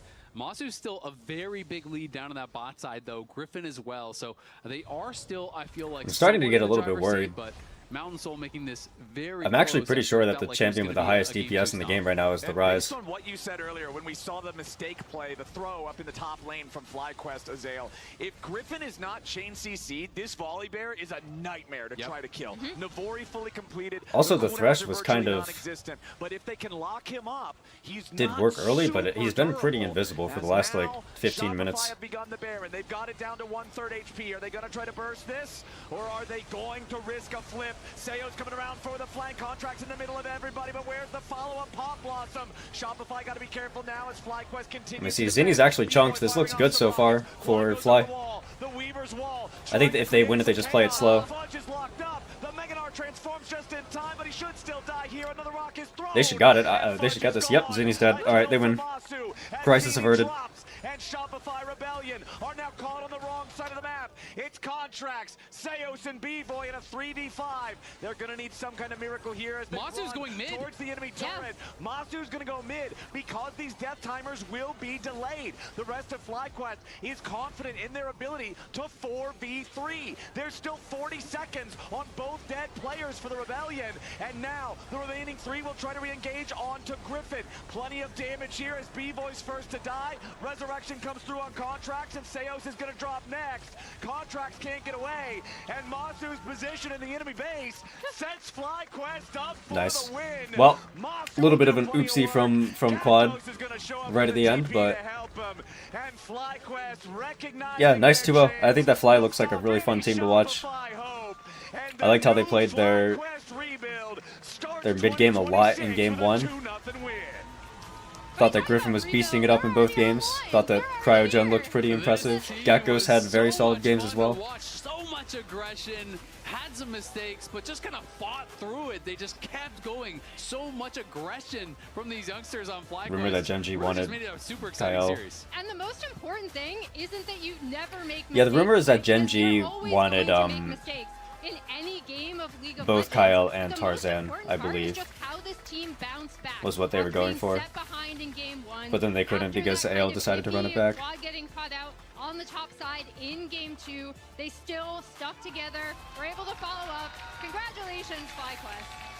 What a Good debut. stuff, man. Good stuff from a new roster, the youngest roster like we already talked about. Clearly, the lights aren't too bright, the nerves aren't too intense. They're seeming to have a great time out here. And for Shopify, I think you can look at that first 15 minutes of game 1 and be happy with how it played out, even though you obviously need to be critical of the team fighting and the team decision-making later on in that one. Even in game number 2, when they were presented with the opportunities to get back into the game, when FlyQuest did give them the angle, Getting they Kenyon fought instead of back. Tarzan in But 2026 is still rough. plenty You know, more Tarzan practice to keep actually, up on review in the future he here for still Shopify. looks Yeah, and I good, think but he Shopify doesn't look probably like is not going to be happy with how the in series Sano went mode today. They got so far absolutely this year. clapped. It felt like in both of the games, really got blown out. Here is that final fight.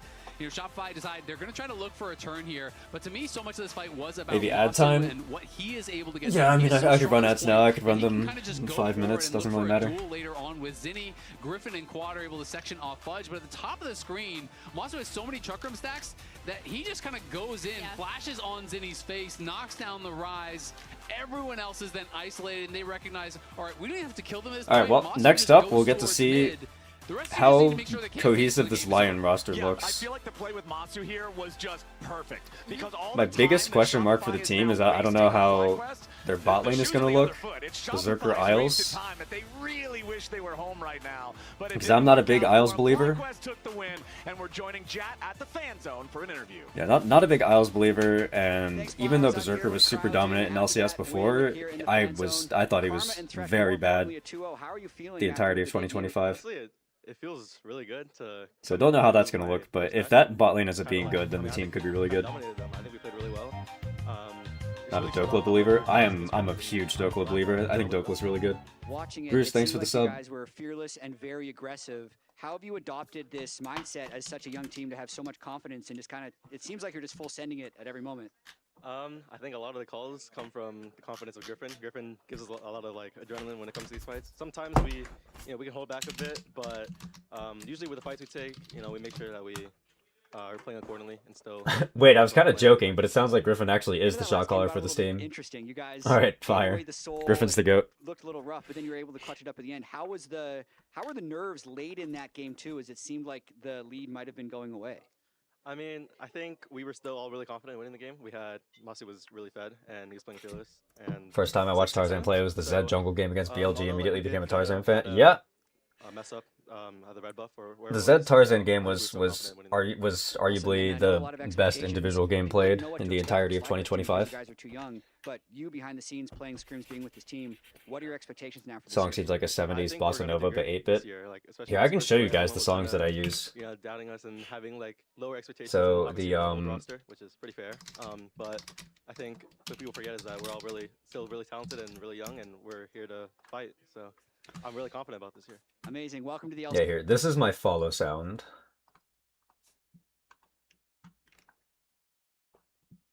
Okay, it's muted. Never mind. I'm really good.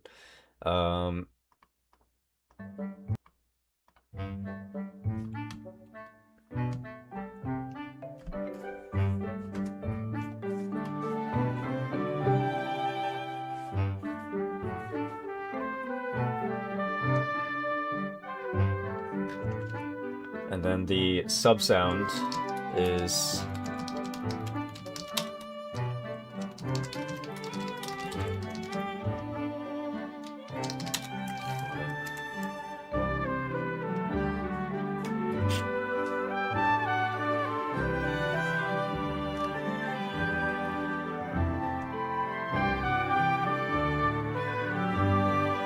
first time I saw Tarzan, he was listening to fake. Yeah. Any Tarzan fans need to know. Any Tarzan fans who aren't aware need to know about the LNG 2023 quarterfinals incident. Wait, this is my sub sound. This song goes hard as fuck. Here, while this is happening, I'll search for the Tarzan int on my second screen. And then I'll pull it up for you guys.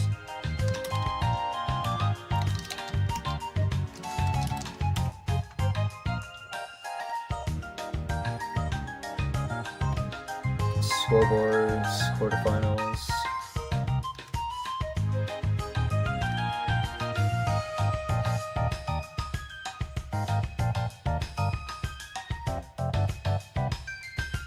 But to throw the meat here for this game, can you wait to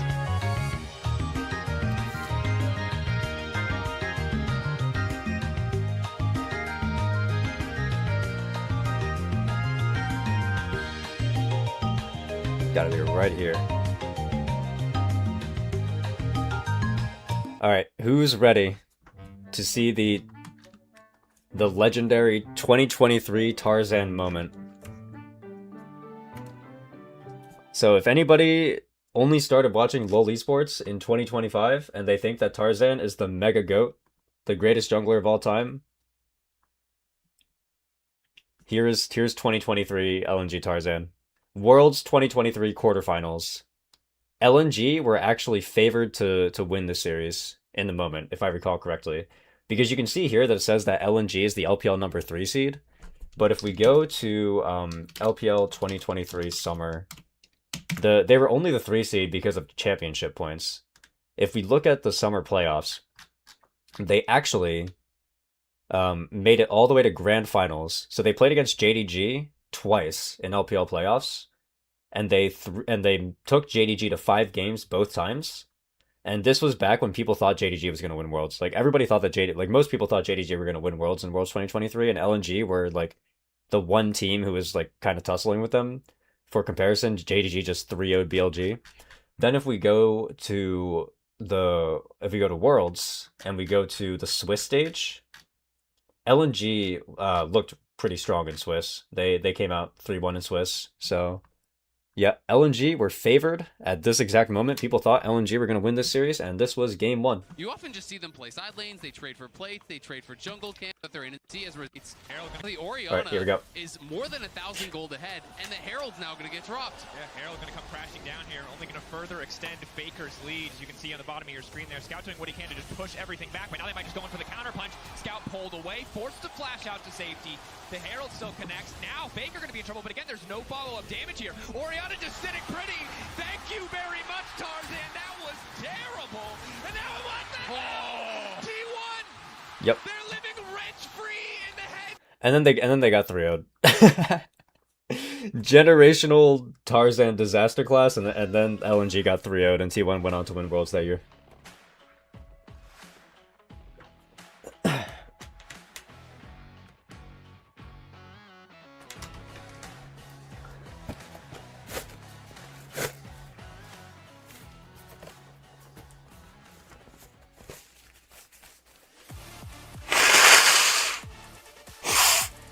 Thought we were gonna get an LPL only semis. Yep, same.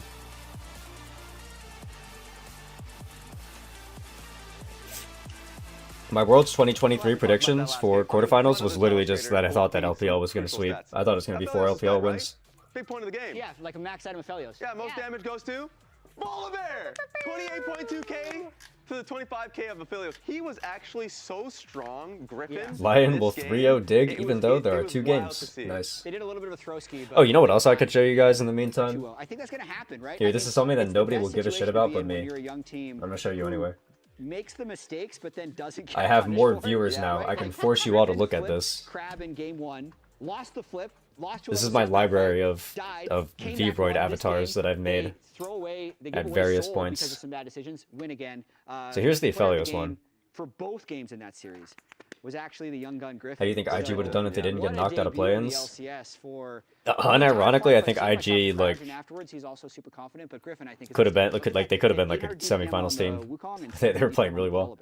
But this is this is the Aphelios shout out though. That Aphelios avatar. Thrash lane was going so well for them. It's actually it's all manually drawn. So I drew it all, and you can tell because if I angle it, it's literally just paper thin. There's not actually a texture. It is just a drawing with shading. Yeah. They go into game 2, get completely like the Aphelios and Thresh. that's not what I meant to do. Cryogen, I think, came into this split looking amazing. Like this necklace right out the get-go alongside Masu. So any expectation of how is this literally bot lane would just go, flat. I think immediately is kind of cast aside. But also this team being as scrappy as they are, they have I just shaded it crazy pretty chance well, of I being think. able to claw back into game. Yeah. But yeah. I'm feeling good about at least some of my predictions because I had Sentinels at the 4. So yeah, that's the Aphelios avatar. You had 8, but I put FlyQuest 3rd. Because I'm like, people are sleeping on Masu. And Those then guys are actually still the good. Yeah. We gave them first team, avatar second that I'm team, currently all using for the pro all year co-streams. For a reason. It wasn't just because they won games, it's because they were good, and the young guys seem good. But we should move on to our next game. My fantasy's cooked. Yeah, I was gonna say me and Raz. This one takes a while to load because there's a lot of fucking assets in this one. Dignitas. Palafox as well is on Dignitas, but they are playing with Mobility and Breezy. That is not their intended starting roster. It was supposed to be FBI and Ignar. But here we have the player of the year on his new team, Inspired, entering. Nice. My avatar is just crashing the entire app. Also, former LCS MVP Yeah, here it is. returning to. So this is the entire avatar in full. Throwing down. They completely shifted things. They only bring back one player from last year. And this is definitely the one that I tried the hardest on. This is the one that I'm the happiest with. The only thing that I think it like really needs for me to be happier with it is that I want the face to be cell shaded. So basically just more shading on the face, like manual shading on the face to make it so that way like the nose and the mouth and stuff actually stick out more. Because from far away you kind of can't necessarily tell that they're there. Latin American community, but from the community that's like, well, LYON just came into the league and immediately is making that big play. Yeah, and then obviously Dokla coming in for Zamudio. I was shocked when Dokla didn't find a team going into this split. Yeah. I thought not only was he such a huge difference maker for 100 Thieves domestically, but he performed really well at Worlds. So I'm super excited to see him on this LYON lineup. A couple of things that I need to see from this team as we pull up predictions. I'm going to be predicting LYON, mainly because of the former MVPs on the roster and because Dignitas, not only do they not have their intended bot lane. They don't even have their coach here as well. True, Swiffer, yeah. is dealing with visa issues as well. So we're 2-0s across the board. But the big thing that I'm going to be watching for LYON in this game is LYON is actually who are lucky they Zamudo playing can't get a through? visa. Yeah. I've heard good Biggest things change about for Zamudo though. Inspired is Bwipo was a massive amount of pressure. Like He created so much I've heard space good in the things top about lane. him. I And saw him Dope Life briefly was when based he on subbed in because it was for really good the weak side. LTA South And Promotion absorb tournament, and he pressure seemed rather good. than create pressure. So I want to see, is their bottom lane going to be able to get The advantage? team clearly believes in him because they've been trying to play him for 2 full years now, basically. Inspired with completely different laners because we know how And they just can't get him a visa. Because for me, I think they should be playing through their bot lane. I think Berserker and Isles has a great mind for the game. Zamudo is Even way though better he's than on, like, Dokla. I don't know about that one. teams in the past, I think this is a great opportunity. Like to I don't be know for MVP. why in exactly. Berserker. Like that's You seem to have a crazy Dokla bot hate lane boner. to be able to play through. That being said, But Inspired he at was all points of his career smurfing having a at Worlds. winner that he's Like always Dokla was played actually alongside. going So it's fucking tough to say. crazy at Yeah, Worlds. for me, I'm most curious about jungle mid, right? Because Right. we already identified Saint as this really massive laner. He was such a high point of LYON last year, his individual plays. And I am curious to see, again, these are two people who definitely want resources, whether they're able to coordinate. If they are, that's going to be really Like difficult. the Scion game against BLG, I thought was insanely good. I thought that his Ambessa game against T1 was also insanely good. So Dignitas is a fascinating team for me because of Palafox. Yeah. Like the Palafox Like the, story last year was so fascinating to me because this is a former LCS champion, but statistically 100 last Thieves year, versus there were T1 only game 8. 1. Yeah. Well, there's 9. He's looking to peel away now as Ayla charges in for the headbutt pull, but it's not going to connect. He Ayla was just not doing well around statistically, down this but area. he has So more the big confidence. dog. No wasted movements Like from the, game here. The Here. top side of T1. Yeah, Obviously, look how Jokes this aside, dive, are for in a great example. spot. Dokla was holding the wave. to try There's to not get very many farm, players in the world who but can play the problem dive is, as he is clean as up here Dokla plays by it right here. himself once again. Does in that way, but on the next one, they're going to look to dive, and I just don't think that Dokla can really do much about it realistically. Well, we'll see. Right now, he wants to step forward, try to clear out some of that wave a little bit, but Doran immediately popping the Dominus as Owner's ready to try to show buffers up. the Xin Dives Zhao into the knockup. audacious charge, public execution from Dokla. Owner's going to dive into the Flash charge redirection. shot. Dokla stays alive for now. Clears the Doran's entire gonna pick wave, this one up a cutting little bit, Doran but between the Doran's gonna towers, have and then he gets 2 kills. Like, come on.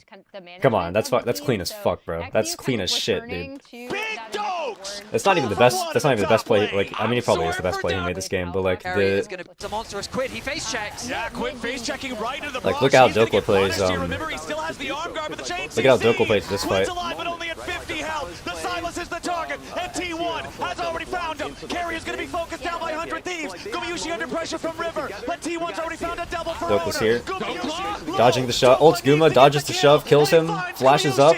Dokla flashes back over the wall. Faker Like, wants it's to he take was him so out, clean but he doesn't this have game. the damage. FBI gets a double as Owner falls. Beautiful play from Dokla. He was like actually like so turbo smurfing because like Quid gets caught here. This Corki is a monster. This game looks doomed. Quid just like gets turbo caught. And Dokla just he does so much to carry this. Gumayushi under pressure from River, but T1's already found a double for Owner. Gumayushi low. Dokla needs to get the kill, and he finds Gumayushi. I don't know. It's clean as shit. Don't know what to tell you. Dokla's the GOAT. And opposite them on the rift today are Dignitas. It's not even like he was only clean for one series as well. Like Jungle, XU, mid lane, the mobility, yeah. For me, they lose this series, but like look at this last team fight. Quid for the dragon to sport here. Looking for the effective dragon. Yeah, look at this team fight. Samus throws out the pillar. Now ball goes over the wall. Watch how Dokla plays this. Damage on the Quid. The needlework has gone through, and 100 Thieves were pushed back from the objective. Dragon goes over. Flash engage. Quid looking for the bait seal. It lands on the multiple members, but not enough damage falling. Like pause it right here. VKS Turbo wins this situation super hard. Look at how Dokla plays this. No, FBI's in trouble. Pillar lands. Flash away. River goes back in, but the team just wasn't quite there to follow up. Dokla now still in the Twilight Shroud. Big damage. Wall just deletes Ayla, but will Like, come on. He like solo brought the situation back to even. 100 Thieves like completely lost the situation. He like solo brought them back in. Like, I think that's like the main thing about Dokla. Dokla just has a fucking clutch gene in him. Like, he's not the greatest laner ever. He's not going to get big advantages in lane. He's not going to like go mechanically insane or something, but like, he always knows what he's supposed to do in games, and he always steps up whenever the moment is big. Like, he always rises to the occasion. Sixth major rebuild in So I have a lot of 6 respect for years. Dokla. Since rejoining the franchise league, they have had 3 or more roster changes every offseason. Yet again now with only Photon technically returning, who was kind of a sub for them in the summer coming in late. But it's a top-down rebuild. Jonathan, new GM coming in, which is something to be excited about. But it's also a rebuild for the opposition in LYON. Wasn't here for your opinions on Fly, I hope redeemed. Yep, I think Griffin looked really good for his debut. Cryogen impressed me a lot. Masu looked pretty solid. Thought that Gakos played extremely well in Game 1 and was pretty solid in Game 2. And Quad was bad. We'll bring him back. We'll get him back. He never missed out on LCS. We're talking about that. Technically, always been here. Well, I don't want to say Quad was bad. Quad was bad was mediocre. He wasn't bad. He was doing his job in the games. He was mediocre. We got a lot of views, big on social media. Get those clicks. So we get big dunks back here as well, and it just feels like, you know, LYON have come into this season and said, hey, this is our time. We are going to make a bid to win the LCS. They've been very vocal about that. Saint was an extremely good carry for this team, so they kept him in mid lane, and they want to build so much around it here, get some more threats on the team. And man, I still just I have Berserker and Isles on Fraud Watch. I'm putting on record now. My gut tells me that that Berserker and Isles are on Fraud Watch. I still think that LYON can be a really good team. Level of individual players over there is very high. If you just look at it on paper, it's a great roster. Even But I don't know. who we haven't mentioned yet, has played with Berserker I don't know. way back. I'm looking at Berserker with so very reuniting in the bot lane. We've seen how good they've looked, but how good will the team mesh with together? a very We're gonna critical get our lens. first glimpse of that now. And I'm definitely looking at top lane. As you mentioned, Photon stays on the team. Rumble here. Rumble is a primary pick for top lane right now. It is worth investing in. Who is mobility and why is Breezy and LCS? Dignitas don't have their main bot lane. Their main bot laners were not able to get their visas. Personally, I like or whatever it was. is on some their bot lane is supposed to be FBI and Ignar, and neither of them are able to get into the country right now. Aren't you a Hambach apologist? I am, but I also admit that he didn't look good yesterday. He did not play well yesterday. Having the Rumble, and there's a lot of options you can go for with Rumble. You can build like a Yone for Saint and try and do one of these dive comps. True. That would definitely fit the bill of what I was talking about. But the difference is that I feel like Bro intentionally screwed over Hambach because they played him for a very short period of time and then immediately dropped him and swapped him out. Whereas I watched Berserker all year. I saw Berserker play the entire year and I was judging him off the merits of his own gameplay. I always think, how can you pair with it? XU and Palafox, it's going to be a new look for the Knock Wave. Yeah, true. We could bring that one back. Or the Wu Alright, Wave. the Wukong Orianna combo. Yeah! That's a new one. The Shock Kong. The Shock Kong. Ooh, okay. These are all good options. I kind of like Shock Kong. I kind of like that too. It sounds like a skin that they would make for Wukong. Yeah, yeah. Pass that Wukong the ball and get some big engagements. Cassante blind. What do we got here? What can we play? Cassante matchup into the Rumble. Not one of the exciting ones. Yeah. Well, I guess they're just playing it in the Rumble. But what can we play into the Orianna? Interesting to know because I was looking at Photon Shampoo last year. We only saw Ziggs? it for one I summer. think you can go like out of all of his games, is usually I'm a big Akali into Orianna believer. A little more unique, so I would say I'm a big Syndra into Orianna believer as well. Last year, Photon, but of course, there's the Akali. Nice. More practice with him. This is right in line what we want from Saint. Big damage carry with lots of mobility. Yep. He's got the playmaking, he has the mobility, and Akali has side lane supremacy over Orianna. Yes, like you can gank with Jarvan and you can try and get kill windows, blow Orianna flash early on for the Akali, and see if you can get a kill angle there. Well, anyone predicts Dig? I don't know. I'm not predicting Dig though. Definitely have a lot of threat for side lanes, and it gets a little bit dangerous for the Orianna. So I like. Listen, I need Dokla and Saint to pop the fuck off. I need Dokla and Saint to play out of their mind, or otherwise, my week 1 fantasy team is completely cooked. It is 2 AP solo laners. That means easy itemization for Photon. Photon, but Palafox is going to be the one with the target on his head. And now LYON going to ban away some of these more high mobility AD carries, because like you had mentioned, if you have low mobility as a team, this team from LYON can get on top of you. Ezreal taken off the table already. Wouldn't be surprised if we see more in line with that. Yeah, definitely agree there. Meanwhile, for the supports here, banning up the Lulu, so they're expecting some hyper carry on the side of LYON. That is the style that everyone knows and loves from Berserker. How he earned his MVP. 900 channel points on Dig, yeah. You know, Dignitas, the odds are good for Dig, based on the channel points. Targeting Berserker's actual AD Surprised they went with Doklo of Surdy. I'm not. Along with that, taking away that Lulu. I didn't think Surdy was good Kind of defensive tool, not necessarily on Dig, and I don't think he was good on LYON either. Protect an AD carry. Does mean some of the more defensive options are still available. If Breezy wanted to play something like Thresh, I do know him for that. But when I look at a player like Mobility, remember this is also the E-subs in the bot lane for Dignitas. I think it's important to mention that. Mobility's champ pool, he's definitely Looks more like prediction is facilitator side. still too early. It's probably a pretty safe bet if you make the prediction once teams start their 4 or 5 bans. Mobility is a Winthrop University. Yunara, I wonder if we're going to see another Aphelios game here. There's our hyper carry that we were looking for. Yeah, mobility Aphelios. Yunara, the hyper carry of the patch. Lulu is banned though. The hyper carry of the patch also has her own. Man, it actually does suck that we have a player. Kai'Sa does go with the comp a little bit better. Works better with the Wukong. What if they're going to try to go like Kai'Sa Rakan or something? Kai'Sa Alistar. Alright. They've got dive on both sides now.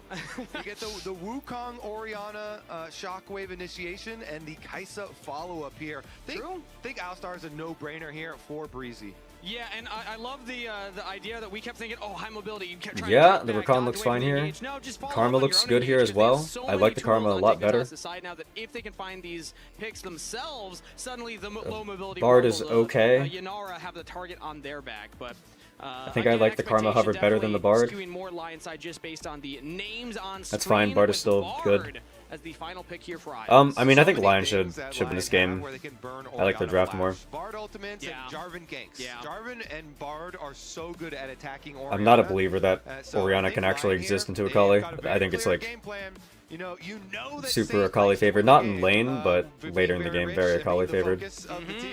And so they are going to put a lot of pressure on Palafox's, I would say F key, but maybe. And then I mean, maybe puts it on D. Yeah, you never know. Again, not a big fan of blind Alistar. I think that Kai'Sa Alistar should struggle in lane to the Yunara Bard. For Palafox, the player that we just heard the lounge talking about, those were stats. He was 9th place in one of those stats in a league with 8 teams because of the multiple mid laners that we saw throughout the year. He did not have. I don't know. I guess like Dig does have some win cons. Like if the Akali plays the team fight sloppy and she ults into a Wukong ult, isolate the Orianna, lock him down. Then that could be pretty bad for LYON's damage.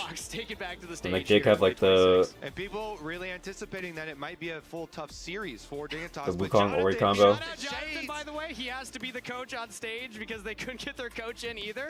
He mentioned to me last week, he's like, yeah, I'm going to be doing my best with draft, but it'll be mostly the players. So ads, we ran ads. We are good on ads. Definitely accomplishing that. Also, Dignitas, again, with the new look. You know, they got the new jerseys. Jonathan wearing the shades on stage, trying to be intimidating. Something like that. Something like that. Hey, at least they win with the How shitty is the office for the LCS to have this many visa issues? Not the LCS's fault. Stage, and now a hope and a dream against a roster built to challenge for the championship. Kangas. LYON versus Dignitas, game 1. They got the ward down, but it's an early game Alistar, and already Isles landing the stun. Not the LCS meant Trump. Okay, yeah. Barrier, so that summoner spell down to start off laning phase. Why did they just back off? They put a ward in there, and it got swept. Yeah. You know you lose. I think it's more political climate. Yeah, but the political climate, the political climate is that stand your ground. The Trump administration just has a fucking hate boner for everybody who's not. And we're going to be watching some bot lane early on here. A reminder for everybody still that this is an American citizen. Bot lane situation for Dignitas. I got to chat with Breezy ahead of the game. He did have a decent enough practice with It's not even good enough to just be an American citizen anymore. They're like going after naturalized citizens too. You're hitting the button already? Oh boy. He's using his potion. He has no barrier already. Holy moly. Okay, back to your story, though. I like a good story, Kangas. Regale me Swing voter who makes his decision because Zamudo can't start. Yep. You know, if that's what it takes, if that's what it takes, is for welcome to LCS Mobility and Breezy. it's for the I don't vote guy to finally vote because of the LCS. I guess I will take it. Support you've never heard of because he's played for so many years in Tier 2 at the Academy Challenger level, and is now getting another shot here to show what he can do at the LCS stage. Well, hopefully the rest of laning phase goes better for them. Alistair early on, notoriously weak. And not even just they're Zamudo. Already down. Yeah, but Zamudo's like the most obvious case since it's been 2 years for him that he can't get into the league. No potions either. Because he was supposed to be Lion's top laner last year also. Trading very heavily here. So let's see if first angle for Jarvan is going to be towards mid. Oftentimes, when mid laners ward your Raptors like this, if you look at the mini-map and just dropping the ward inside Raptors, it still leaves a lot of angles, especially for champs like Jarvan. Yeah. In the early game here, there's going to be some decent options for Inspired. Of course, Inspired, as you know, always wants to keep up his farm. Zamudo's case is interesting because there's a spy theory. Okay, yeah, surely. And your first crab. And we'll see at the moment, because bottom lane pushing up. How good is Saint? I think the Saint is good. Plenty of defensive wards here for I think Saint was a good player on a not that good team. Yes, Inspired is taking the bottom side crab, so XU can just trade on top side. Palafox, speaking of trading, is in some trouble right now, but has XU behind him. XU was already going up towards that top scuttle. His bot lane's already shoved in, so does not want to contest for that one. And Palafox very low. I want to see some flash plays here in mid lane. Oh, I want to see some. You can tell he's eyeballing that kill angle. Okay, we'll go for Zamudo better than Dokla. Wave is pushing towards personally, I doubt it. On the Akali, just recall back. But I think it's also fine to go with Zamudo over Dokla. Like I can see the vision. I think it's okay. Respective crabs, so no extra damage done there. Well, he didn't go for the I'm still of the opinion that I wish that TL had gone Dokla top and gotten an import jungler instead. Like if TL didn't want Inspired, I would have rather they gone like Dokla Youngjae over Morgan Jose. What?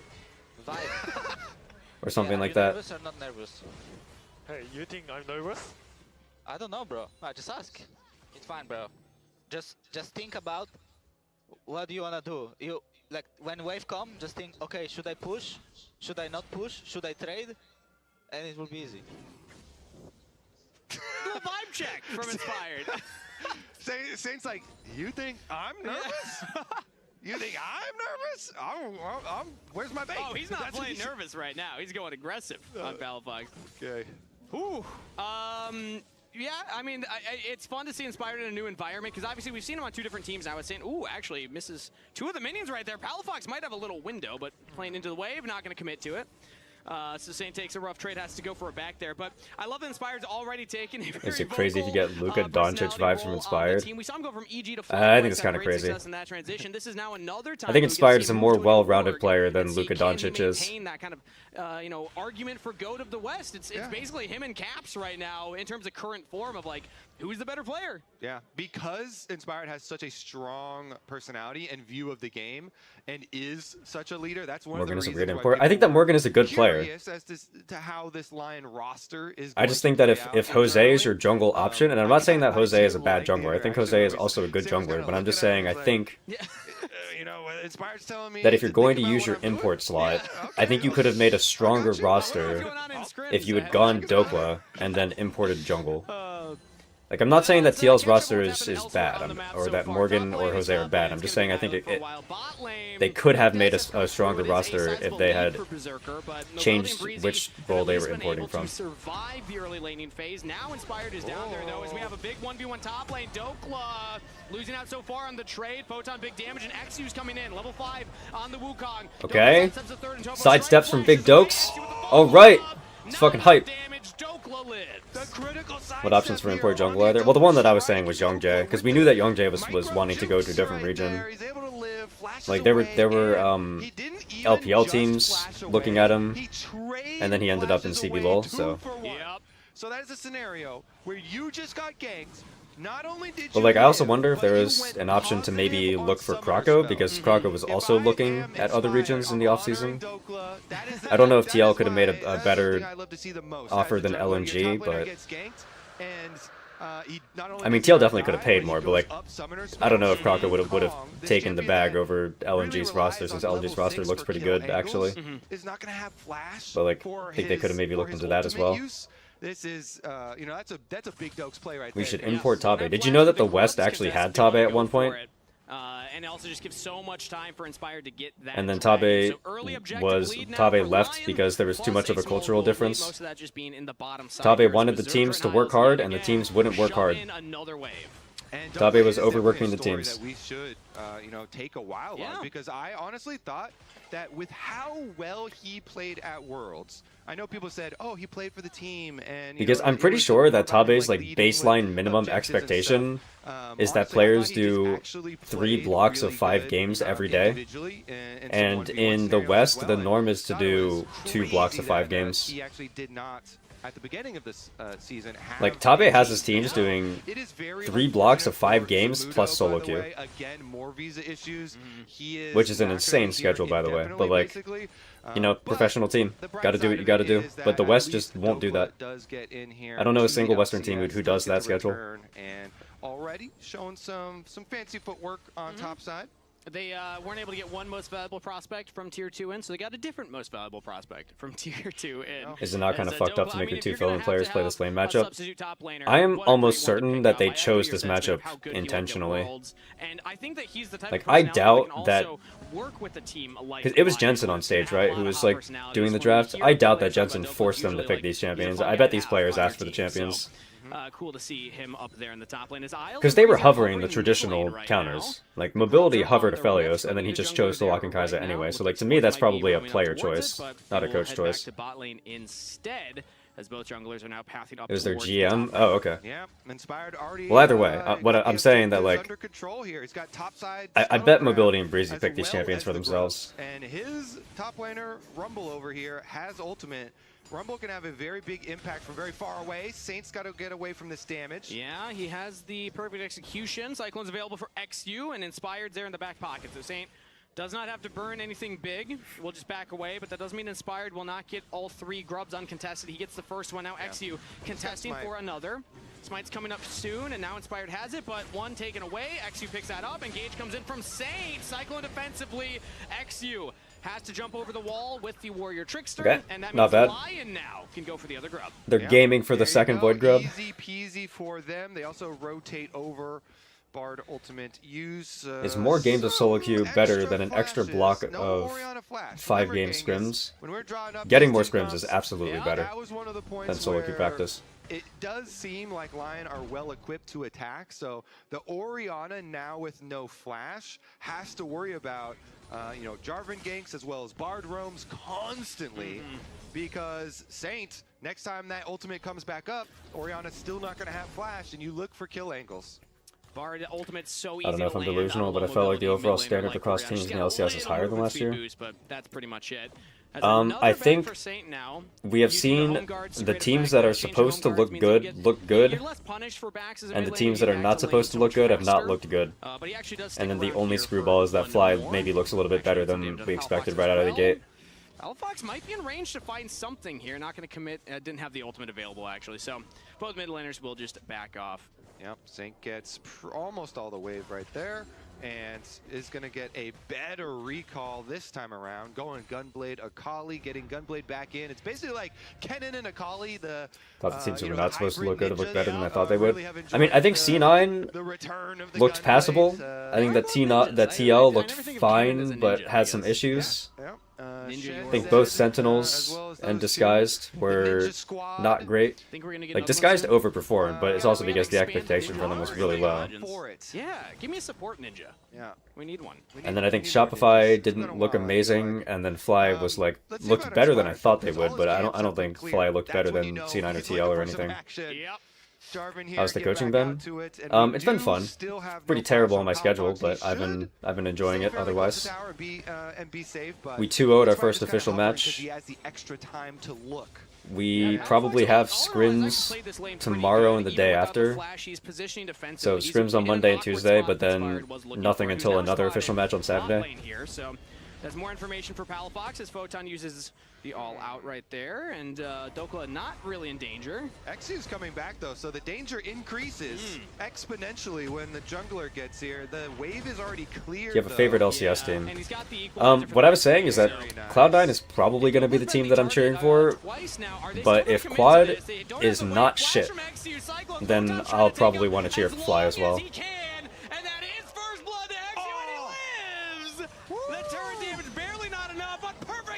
That was a good try from Dokla. Saint picks up a kill and trade. Oh man, if that had actually failed for Dignitas on top. How does one team fight properly?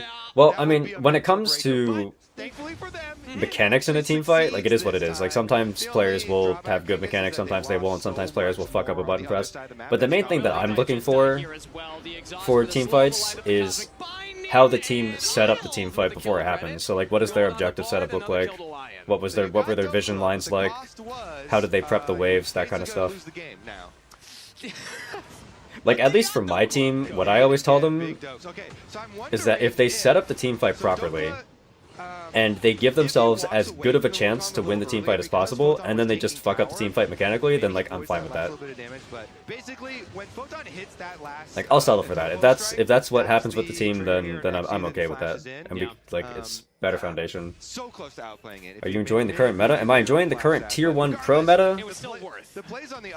Not necessarily, but that's also because I think that the pro players have a very weird read on what the meta actually is. But I'm enjoying the meta. Like, I'm enjoying drafting for my team and stuff. Top lane. Yeah, you're putting the Rumble a little behind, but now the 2 dragons stacked for Lion, and they are getting gold. We just draft very different things from what the Tier 1 teams have been drafting. But he's still 2.3k ahead of mobility just based on laning. Because towers also. I think expecting Zinni to fist the league day one is like very unrealistic expectations. Yep. And I, for one, am a huge fan of that because it really. Like, I think that the track record of LCK CL mids that have come here, and no plates taken like they have been Saint, in the Loki, laning phase. Quid, So all the plates plus the first turret gold. none of them have been good right out of the gate. A rich shady carry. Like, they've all been, like, fine out of the gate, and then it takes them a bit to adapt, and then they become really good. Like, then they improve really quickly, but they're almost never a top-tier mid laner right out of the gate, so I wasn't expecting Zinni to be one either. Any OP sleeper picks? I think Ashe is really broken right now.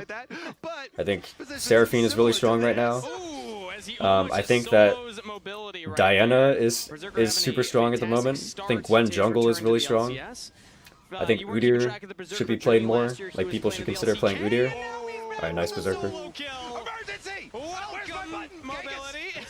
Emergency! Kobe's hitting it, Diggs hitting it, Berserker's laughing at it as he's gonna get more plates in the mid lane. We actually do need a. Didn't Gen G play Ashe Sarah recently? They did, yeah. I've been preaching Ashe Sarah for about half a year now. I think that combo is so disgusting. So he was thinking, is Master Yi strong because of new item? I don't know. Master Yi is so hard to pick in pro. With the game well in hand, and Kangas, this Lion super team. Is this only for pro? I mean, I'm talking in terms of pro, but most of the champions that I'm mentioning are also good in solo queue. Oh, I think Zoe is OP, by the way. I think Zoe is like a sleeper pick that teams could play more of. A lot of people arguing which one's which in 8th place. I still had them last, and I haven't Lion in my 4th place spot. I think and she feels like she's in a really good spot right now. For a championship, if everything clicks together. So, I mean, this is kind of what you want to see from a team that's going to contest for a championship versus a team with 2 E-subs that would be power ranked at the bottom. 100%. Since MSI, you've been preaching Ashe Sarah? Yeah, I would say roughly since then, yeah. Lion are approaching. The equalizer goes down onto so many members, already chunks them out. Yeah, it's been at least since then, because I remember I was talking about it before Furia played it, because Furia played it at MSI, and I was gassing it up before that happened. Lion Breezy tries to buy space, and he will be sacrificed. Mobility in trouble, has to flash away from the Cataclysm. XU dies, Photon flashes away. Lion are slaughtering Dignitas in their own jungle. Thoughts on Ryu going to Gen G? I have no thoughts about that. I don't think my brain has even considered thinking about it. I just want to set expectations.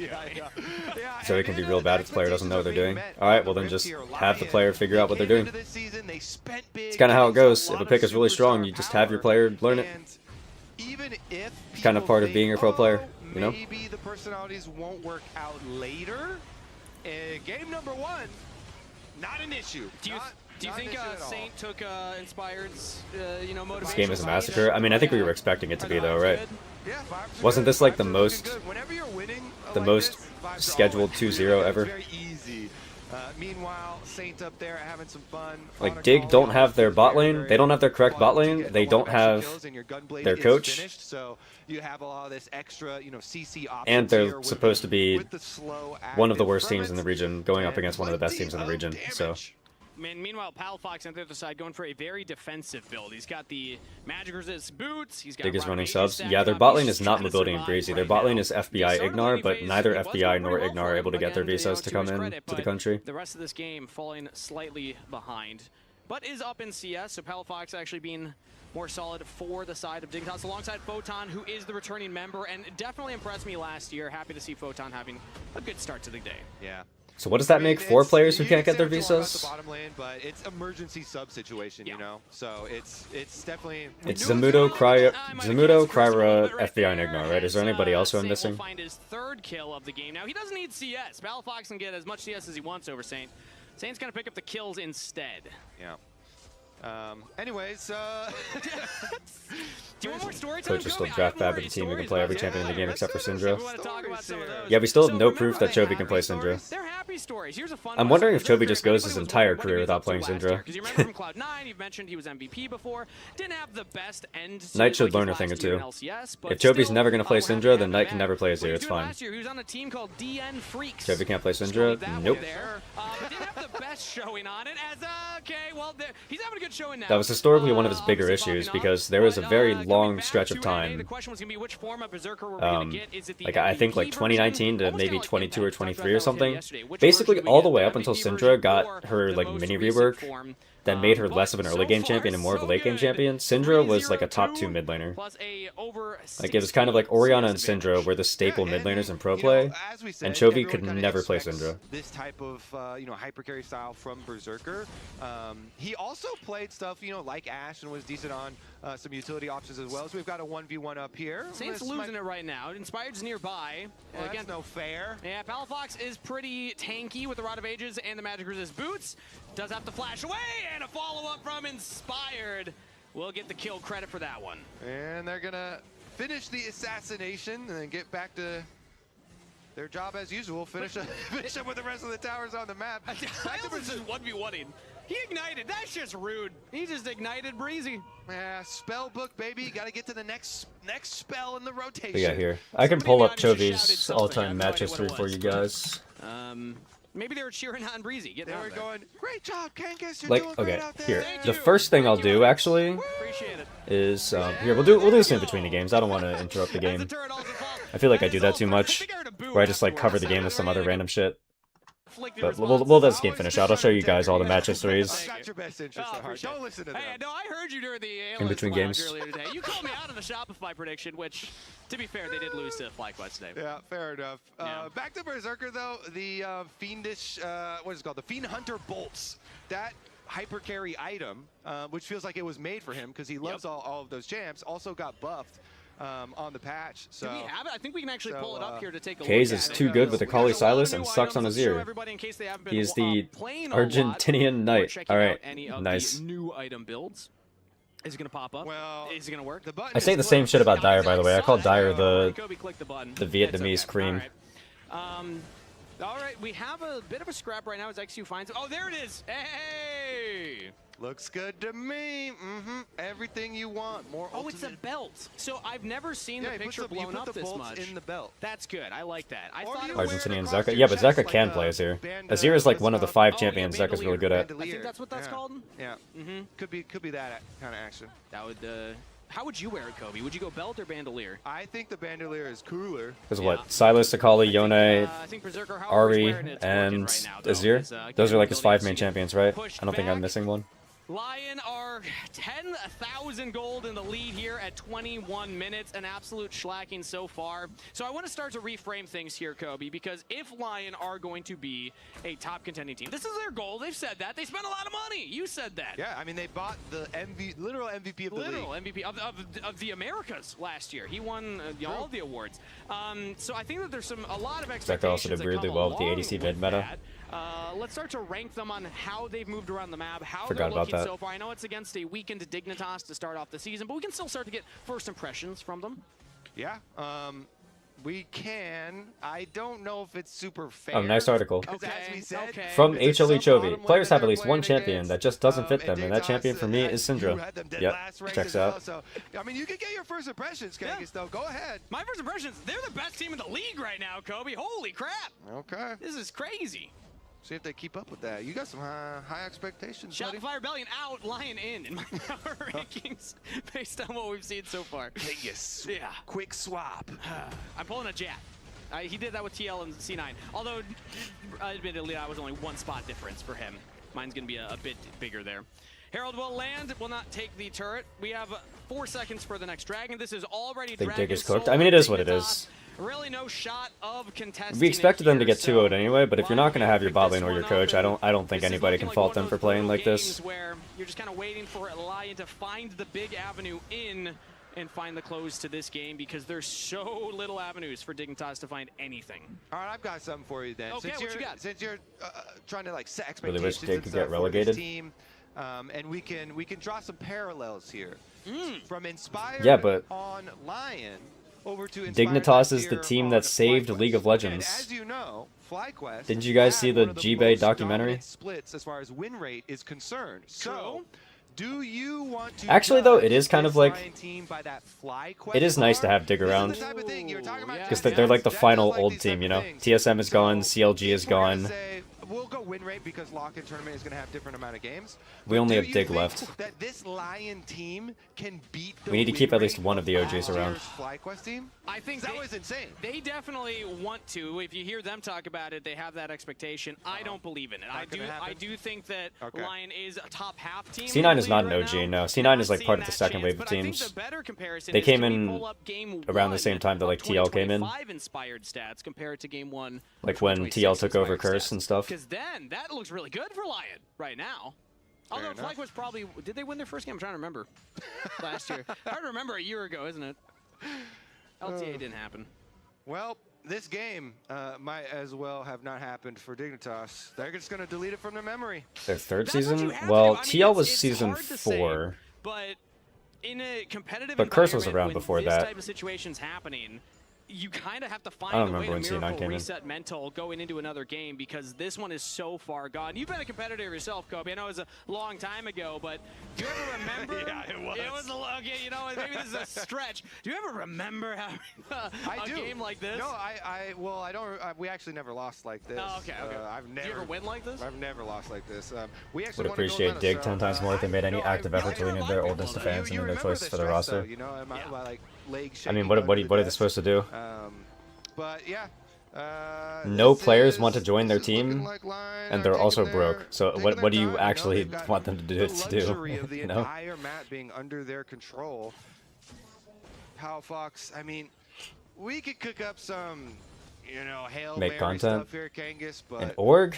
it's a 10,000 Making gold content? Soul, and it's only 25 Heh, minutes into your the standards game. are too Yeah, high. this is just a brutal showing right now.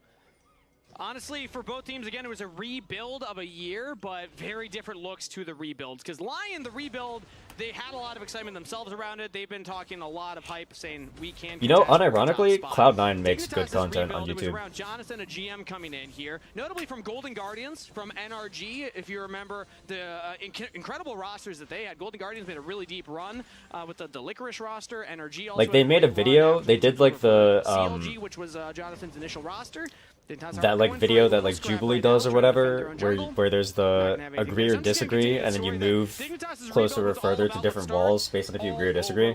That video was a fucking banger. Thanatos was so funny in that video. Very forward, the new GM, saying, hey, I want our players to be in all the content. I want people to ask us questions. I want people to learn about our team.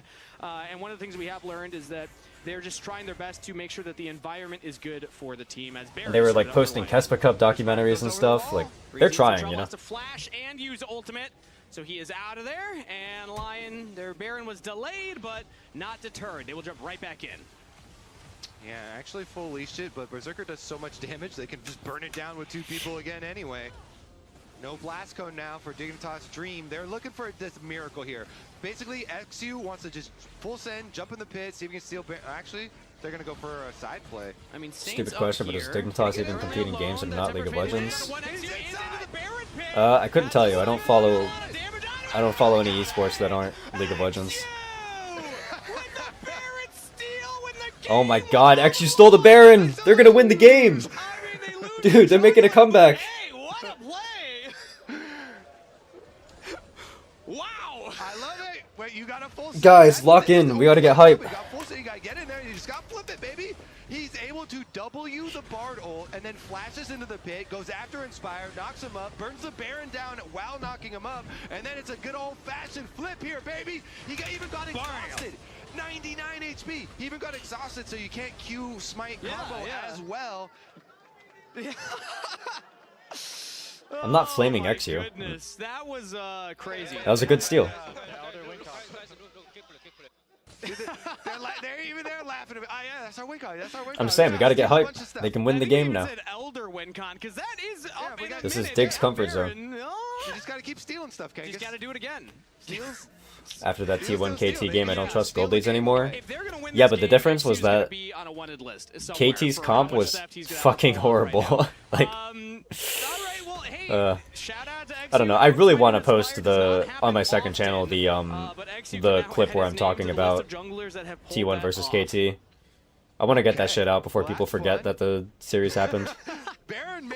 Because I have opinions about that game that other people don't have. Time to work with. Try and get some more money on their carries here. Get a little more damage behind this Orianna Wukong combo we were trying to hype up. Yeah.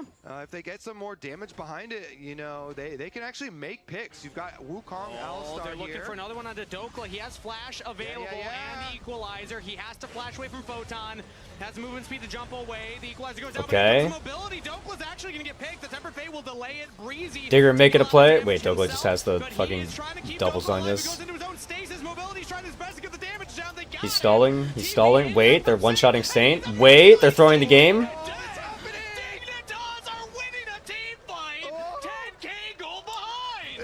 Wait, are Dignitas gonna win? Hold up, hold up. Holy. Oh man. LYON had control of the entire game, and in 2 minutes, Dignitas have ripped it away from them. LYON, they gotta get their jungler. Berserker has no ult. Has to find an angle right now. Photon taking a lot of damage. Inspire does go with the cataclysm. Trying to kill Palpatine. They got the carry. Berserker unleashed. Berserker's unleashed. Never mind.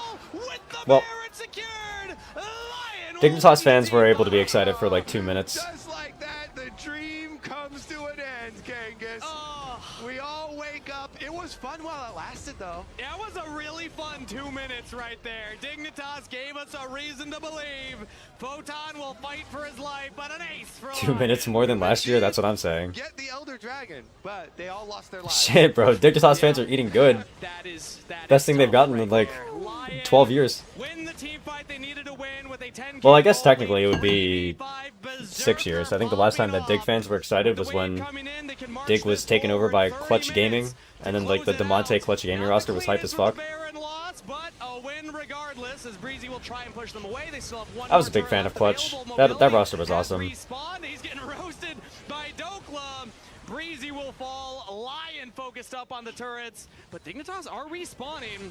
Couple members in. There's one last miracle defense attempt. They could look for a third. Dude, Demonte Kiana mid. Not looking likely as mobility push back. That shit could feed generations, bro. GG. LYON will take game number 1. Little fountain dive at the end for some extra fun as well. Actually, now that I'm thinking about it, I think that 2019 Clutch was the first. No, the first time that I truly fell in love with the team was 2017 GAM, but 2019 Clutch might be the second team that I ever like truly fell in love with. But I can't wait to hear what the Lounge has to say about that one. If LYON lost that inspired would have tilted off the face of the planet. Yeah, maybe. But oh yeah, I wanted to show you guys some match history stuff. Yeah, so before I run the ads, we're gonna go over this just so that people understand. Let's go Showmaker match history, or Showmaker. We'll go Showmaker. I mean, I'm glad So that XU got the moral victory of Syndra the Baron and the Elder. has not been a meta mid laner for like a couple of years at this point. If we go to Showmaker career stats, Syndra is the second most played. So lots of games for Showmaker. What other mid laners were popular from like 2019 to now? Knight. Already, we identified Dokla as Knight stats, career. super impressive. Syndra, fourth most, right there. Big, lots of Syndra games. What other mid laners were popping off during that time period? This is what we saw him do for I don't know. BDD? I don't actually know what champions BDD played. Did BDD play a lot of Syndra? Let's see. Yeah, Syndra. Sixth. A lot of Syndra games. Yeah, 57. Alright. Move the cam. Oh, yeah. Whoops. Yeah, here we'll redo it. Okay. BDD, Syndra, 57 games of Syndra, 6th. Showmaker. And immediately goes bot lane to get a kill. So Dokla absorbing those 2 ganks ended up giving them Syndra, second most played, 74 games. Yeah, and that bot lane was also Knight. because there weren't any like super early kills. But Berserker and Isles took control of that lane. Syndra, fourth most played, 64 games. Okay, so we're all on the same page, right? Every mid laner who played from like the late 2010s up till now all have a shit ton of Syndra games. Even though Syndra has not been meta for like 2 years. Alright, Chovy. LYON coming in was basically what lane are you going to play through, and also with Berserker coming All in, time, was that Syndra. going to be a factor? Of course, this week he came in 2 games, and both we see them losses. discussing about next game. Wow. 2 games of Syndra, 2 He was losses. able to have right out the get-go. Yeah, still managed almost 890 damage per minute. So yeah, Chovy, not a Syndra guy. Game as well. Here Can't on play screen. it, never So, has been able to play it. Not a super high action game, but Berserker still managed to pump out a bunch of damage. You never see a difference in the role quests very much. More games on Ornn than on Syndra, yeah. Difference in him completing role quest versus the AD carry, which I've been tracking this a little As someone who doesn't follow many other regions, can you explain to me how and why Photon ended up on Dignitas in North America? Not just 1, but 2. Well, he was on Vitality. He was on like a really cursed Vitality roster at one point. Like he was viewed as like a pretty solid LEC top laner at one point, but then Vitality just stopped placing well. He was just extremely ahead in gold. He got picked up by the Vitality super team that had Photon, Bow, and Perks. This team was supposed to run the region, and then they just like fell off a cliff. And then after Vitality had a really bad season, he went to TCL, and then he was picked up from TCL to be on Dig. So, I mean, trajectory makes sense to me. Let me run ads now. Let me answer this question first. Hello, Poro, first time here. Just wanted to say, really like the top 20 rankings of each roles, even if you don't agree with all of it. It was great quality and great to watch before the start of the season. What are we thinking for JDG versus BLG tomorrow? Honestly, I think BLG are going to get the revenge. I'd be like, oh my gosh, Berserker is still doing really, really well, especially in the beginning of the season. It got a little bit dicey. But who knows? But to come out and have... But yeah, I should run ads now before I forget. ...in the LCS is a really great sign for LYON. Yeah, 100%. And you know what's hilarious? Both of these bot laners, specifically him and Isles, had that experience of being on team. Like just last year, being on a team was like. Was hyped for the 2021 Dardoch roster. Really bad. Like, yeah, every single roster that Dardoch joins, I get super hyped for it. Like I don't know. I think I'm just a Dardoch fan. I'm not in an environment in which we are winning. This must be a completely different experience for him to be we're hard. Thought he played in the LPL. Oh. And this is a clear path to victory. He spent 2 straight years on Dignitas. Yeah. So he was Dig season, then all the famous players leave. He's there for an even worse Dig season. Yes. He's going up against his former team, and it feels good. Why does TCL get so many Korean players? TCL used to be a major region. Well, they were never a major region, but they used to be a tier 1 region who would funnel into Worlds and stuff. And it wasn't until only a couple years ago that they got demoted to tier 2. As the head coach, but this is not Dignitas' final form. Like once upon a time, TCL was The question is like treated roughly the same as like VCS, PCS, players if you're in that mindset CB of, LOL, like, all of them. Our coach is not here, our bot lane's not here. Yeah, it's true. Like, can I play Wondering if you seriously? wanted to Is it pick worth second in the practicing all draft, these isn't it better to questions choose pile blue up, side? That way you especially can when there's get not a clear pathway and it's blue Swiss side and stage most likely getting pick knocked out second. 2 series in a row. It feels really doomed. So There's been a you just wave of a have to lot of be in the teams right mental choosing space. second pick. Hopefully it starts in game 2. That's why I So think it's interesting if they selected second pick, which tells me maybe they have some sort of pocket. I wouldn't be surprised. counter Usually pick first that pick they is want to bring out. considered We will better see if Lion are there's able like to close it out, or if Dig are going to be able to punch super back OP right champions in the meta, because then like if there's like 3 or 4 really OP champions, you can like ban the ones that you don't want to play, and then you can lock in a really strong champion, and it's viewed as like super strong. But if you're in a more balanced meta, then red side is better, because the ability to have counter pick on 3 and then protect bans, and then a counter pick on 5 is like really strong. Oh yeah, I forgot about TCL was the worst region in the world except for Osh. No, the worst region in the world was the what were they called? Like the CIS or something? It was like the Russian league, the one that had Unicorns of Love. That region was terrible. Like MSI 2021.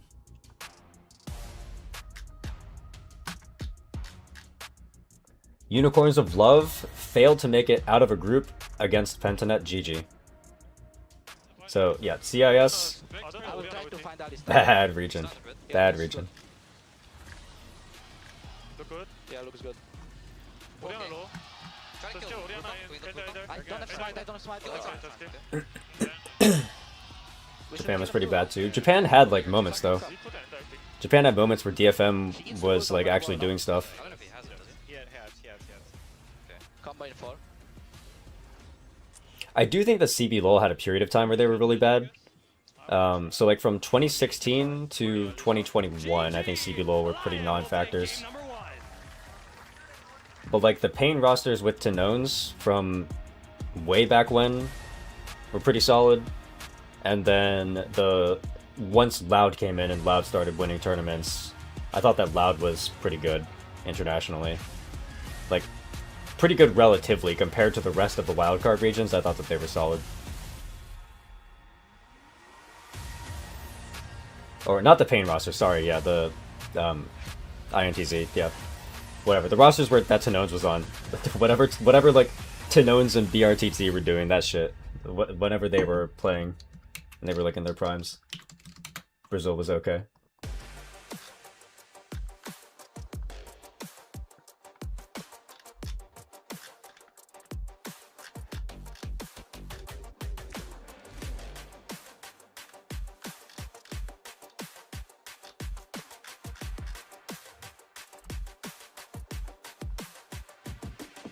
But then yeah, they had a stretch of time where I didn't think CB LOL was very good until Loud showed up.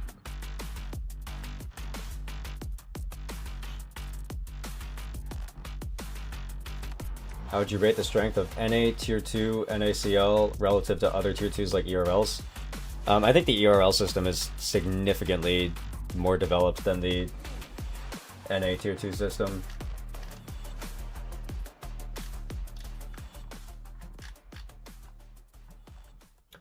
Like, you guys gotta... Okay, so, for example, my team is in Prime League, right? This is my team's page. The way that Prime League works is, there are 10 separate divisions, essentially, in the LEC system. You have LEC, which is like the best of the, which is like the top. Then after that, you have the Division 1, which funnels into EU Masters. But then below that, you have Divisions 2 through 8, and then below that, you have like a calibration division, which can place you into divisions between 5 through 8. And then the way that the system works in Europe is that you get placed in one of those divisions, and then in order to promote to the next division, you have to win a tournament. So you have to you have to like be a top 2 team in your group, and then all of the groups, all of their top 2 teams get funneled into a massive bracket, like a massive double elimination bracket. Then you have to qualify out of the double elimination bracket to promote to the next division or relegate to the previous division. And then so like if you're a Division 5 team, you have to promote to Division 4 through a tournament. Then you have to promote through Division 3 through a tournament, and blah blah blah and blah blah blah. So it's like a very structured thing. Very clear ways to enter in, very clear skill brackets. And then yeah, it all funnels into Division 1, which that's what Prime League Division 1 is, and then that funnels into EU Masters, and that's how you get scouted by LEC teams. The NA system is that the NACL exists, but then the only thing that exists below the NACL, as far as I know, it could be a little bit different, but to my knowledge, the only thing that exists that's lower than the NACL is the NAOQ, or the NA Open Qualifier, which is every team, every single pro team goes to the NA Open Qualifier, and you qualify to the NACL through the NA Open Qualifier. So it's just like the NA Tier 3 system is just like a massive clusterfuck, is my impression. Way less organized than LEC, or like way less organized than the ERL circuit. We see a rework Singe. Hey, we got a Breezy jersey. Let's go. Shout out from his time on 100 Thieves. He actually did Take Two Academy stage here. That's his first time playing. Is there that much more interest in lower tiers in EU? Yeah, esports is a bigger thing culturally in Europe than it is in North America, is the impression that I got. He was never really able to make that push into Tier 1, but still stepping in as an emergency sub for Ignar. Not a bad one to pick up. Dokla's big in China. Yeah. He was getting millions of views. It was crazy. Who do you think has the biggest discrepancy of peak performance and lowest floor? All Worlds was just him. I like shoulders up. By the way, they have these LYON are handing out these crowns. Yeah. So they made. I guess somebody made their own Dignitas one. Like if we're going this year only. That's what he did. It's the other side. It's Flank side. I like that. I like that. So he's using Honestly, I feel like there are a lot of consistent teams this year, but maybe so far I would say Weibo, maybe? We do have a lot of love here. I feel like Weibo has played some really strong looking games where they're beating top teams, and then they've also played some horrendous games where they're just losing they're like losing in disgusting ways. And usually that happens. Uh-oh. We better see a Katarina hover up there real quick here. Well, he's gonna be up next. Yeah, I think the person on YouTube was talking about teams. But if we're talking about players, I mean, like, unironically, is it not just Faker? So we assume the usual answer is Talia for Talia. Like, that guy will randomly just become the best player in the world by a significant margin. And then, like, a month later, he'll be, like, a bottom half mid laner in LCK. To set up Seismic Shove. So, you know, Vi, Pantheon are two of the best, like, junglers that pair with it. There we go. There we go. No Katarina hover. It's almost like this formula has been very similar for a long time. All right, I'm going to call XU out for this later. But yes, the formula has been used time and time again. And pretty easy to see. Inspire, please save. I don't think that the Shy's ceiling in Big 2025 was high enough to warrant that. I'm just wondering, they must have had a lot of Sentinels and TL players. Berserker Aphelios returns! Yeah, we've seen this one before. Known for his Zeri, known for his Aphelios, known for his hyper team fight. Yeah, Zeka's like that too. Oh, we got the J4 guy with the J4 crown. That was awesome, actually. We're not talking all the time. No, I think we were talking about this year. Like for 2026, who's been the biggest like high highs but low lows player slash team. The dog. The hot dog. Still haven't slept, doomed moment. We actually need to see some more. Get that shit sorted out. We have scrims tomorrow. Still good. Guma's also a candidate. Has Guma actually like played really well this year yet? Or has he just been kind of whatever all year? I just love also seeing the general manager for Dignitas up there having to be coaches. They were also having issues with the coaching staff coming in. But now, hey, Breezy on the Alistair early. And by all year, I mean like 3 weeks. Laning phase support to play. Nautilus not going to have that same weakness necessarily. Zed, a fan in the audience as well. Zed jungle, which I'm happy about and was deserved, but Very rarely do we see it in Guma the versus actual Bender. Yeah, that's what I'm LCS. saying. I don't think that Guma is anywhere in the conversations of like Dig misses those also, right high there. ceiling, low floor. In general, I thought, you were a for fan? 26. I like having a different sort of fight, you know? Different area. There's some mechanics that teams, you know, took a little bit to get used to. Back to this game, though, because, yeah, Otacon is gone forever. This Gwen ban is respect to Photon. Remember, that was his favorite champion. He mentioned it himself, then he also spammed it every single game. Support NACL. Sorry, I just had to shout that out. But yes, Photon loves Gwen. From He the played heart, it from the heart right there. That's where I'm from, baby. That's one of those memes, this is where I grew up memes. Yeah. I grew up on these streets. No way. I grew up on the NACL streets. Aphelios versus Jinx in Big 2026. Before that, shout out, you know, Compete League, Big League. It goes back. It goes way back. And I mean, players like Breezy, players like Come on, do it. Dokla has Do it for old throughout times' all those sake. Tier 3, Tier 2 leagues as well. The Tier 2. Oh man, we have Aphelios versus Jinx. So thank you, fan, for that sign. I got bad news for this fan. What's happening? Are we going Aphelios Lulu versus like Jinx Thresh or Jinx Tom Kench or some shit? Like, are we really kicking it old school?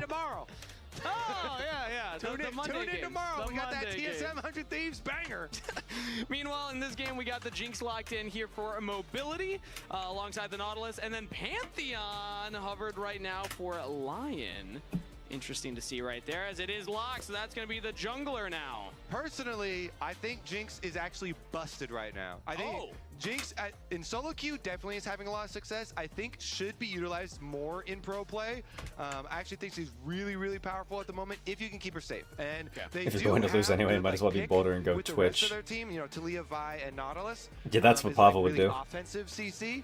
So we'll see. Can they create the space? If you can get the pick, then you get Jinx excited off the one kill. And Blind Renekton. that could be I a mean, recipe for Kennen is up. You just need that one reset, that one kill. And I don't necessarily think that like Kennen is good with their comp or anything, but there are in fact. Oh, there it is! Holy! The ninjas we were talking about. We saw this over in LEC. Lock it in, Photon. Into Renekton. Let's see if it's locked in here. Win lane and lose game. Let's go. Ranged AP matchup to abuse the Renekton. Also, look at that champ, and then how do you forget that's a ninja? It's just a little guy. Look, he's like ninja costume. Yeah, I guess. Anyways, Who won game one? Big AoE threat for LYON flanking. did. So I actually, I like this Dignitas, you know, setup that they constructed for themselves. Aphelios. Dig's comp is actually not terrible. I think they just lose anyway, but you know, If you have point and click CC, it's not and terrible. You've got flanks. So Kennen and Vi and Talia, like, there's a lot of threats for Berserker to deal with, and so Isles is going I don't really know how Jinx plays the game into Pantheon later, but that's a problem that we'll figure out when we get there. But is it going to be enough with all this dive coming in? And you can even pivot to help, you know, Wild Growth, the jungler, the mid laner, whoever's getting targeted down, because again, everyone's going to be focused on that one kill for the Jinx reset. Lulu's really good at keeping one person alive, especially with the polymorph on something like the Vi going in. So coach is giving a fist bump on stage. Everybody at the Riot Games Arena, make some noise again. Was it Berserker in LCK last year? Yeah, he was. Dignitas. Game number 2, and shout out the crowd, by the way. Damn, those were good odds for Dignitas, by the way. That was like 5,000 channel points on LYON and 200 channel points on Dignitas. If Dig wins this game, what is that, a times 25 payout? You made me laugh. Shout out you as well. There we go. I'll give him some credit also. But here we go, round 2. Do you think if Photon goes the Shy Crit Cannon, they can win? Yeah, yeah, they can win if Photon goes Blade of the Ruined King Rapid Fire Cannon with a random pickaxe or whatever it was that he built. Oh yeah, okay. That's a lot of noise. Look at this. Look at your screen already. Level 1. That's a better start to lane phase for mobility and Breezy. Isles. Wasn't that his build? Didn't he go Blade of the Ruined King and then he bought a pickaxe and then he sat on the pickaxe all game and then went Rapid Fire Cannon? But it is a summoner spell trade advantage now. I feel like that's what it was. Last time around they used barrier. This time it's a trade of heals and ghost. And then he went like 1-10 that game.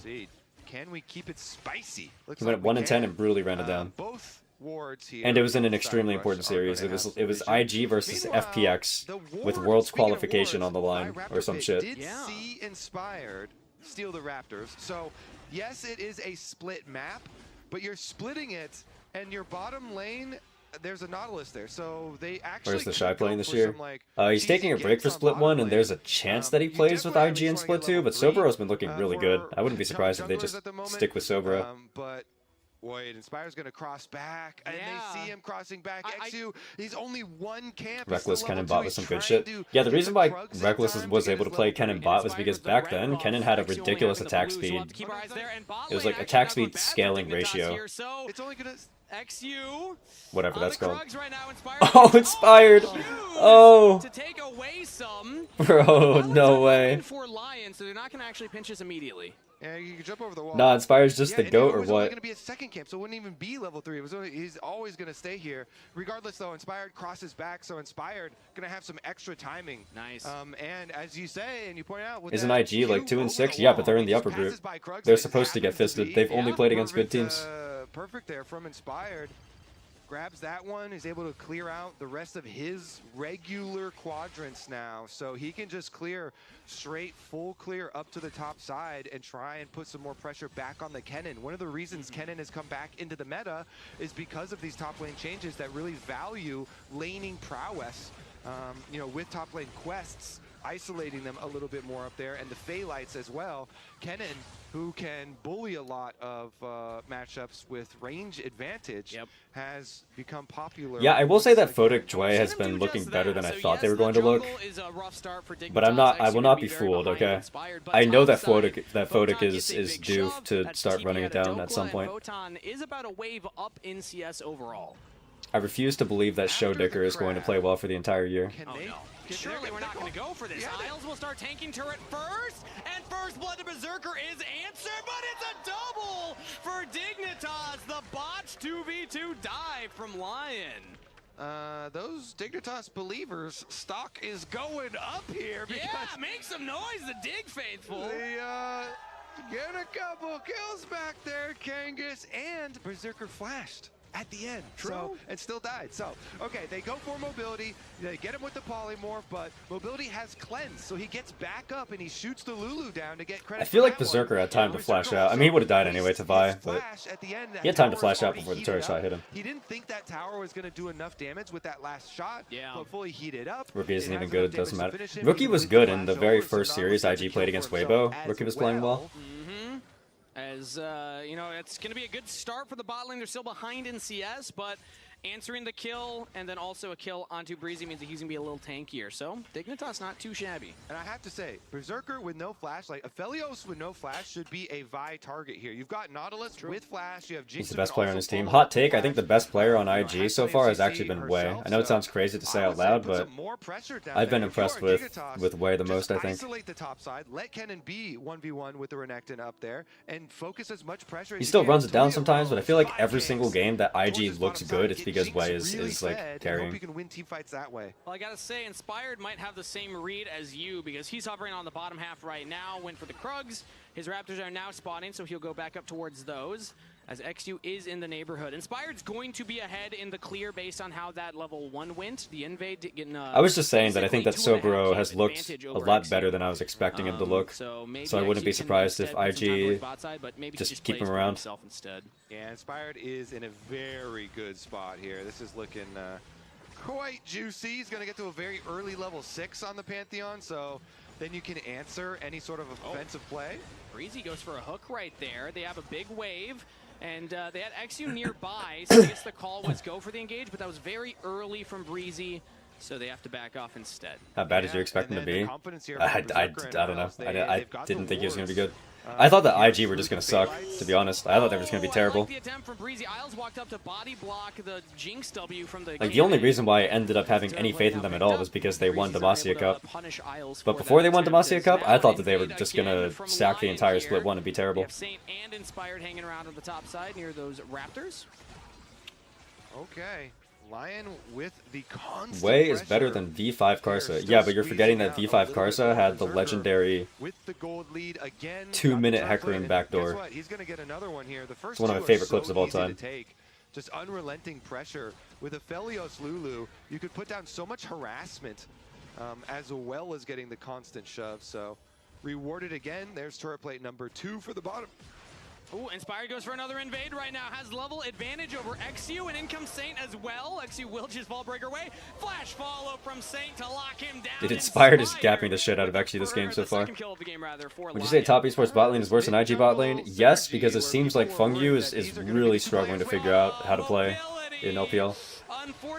I don't even think that Jiachi is that terrible. I think Jiachi's like a fine bot laner, but yeah, Fungu's not looked great. Why'd they choose the now to show it? Yeah, that was messed up. That was a wild highlight. Casual's the most legendary Malzahar highlight of all time. Yeah, but the difference is that Casual's Malzahar was like an int play.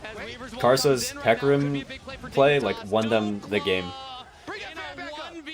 Bring the fan back on screen. Dignitas just found the big play. Get that fan back up on the screen. Yeah. There you go. Also, no matter how shit Karsa was for the last few years of his career, it's still Karsa, so I still have a soft spot for him. There we go. We saved it. You saved it. Good job, Kobe. You know, like, it's Karsa. He's legendary. Nova gets picked off right there. Photon gets a bigger lead now, about 2 waves advantage for the Kennen counter pick, who took the Ignite, and this early laning phase has gone great for him. So this Kennen... Did you see LPL players reacting to the Casual Malzahar play? I did, yeah. Did you see LPL players reacting to I will dominate Season 5 Gragas Flash Predict play? Huge impact in later team fights. Speaking of, we can still get later team fights. There's been no dragon taken already at close to 8 minutes in the game, so it's going to be a relatively slower paced dragon stack. That's still actually such a crazy clip for its time, because that clip would have people popping off if it happened in 2025. XU's thinking about it, is not able to smite it away. Inspired picks that one up, so Inspired just...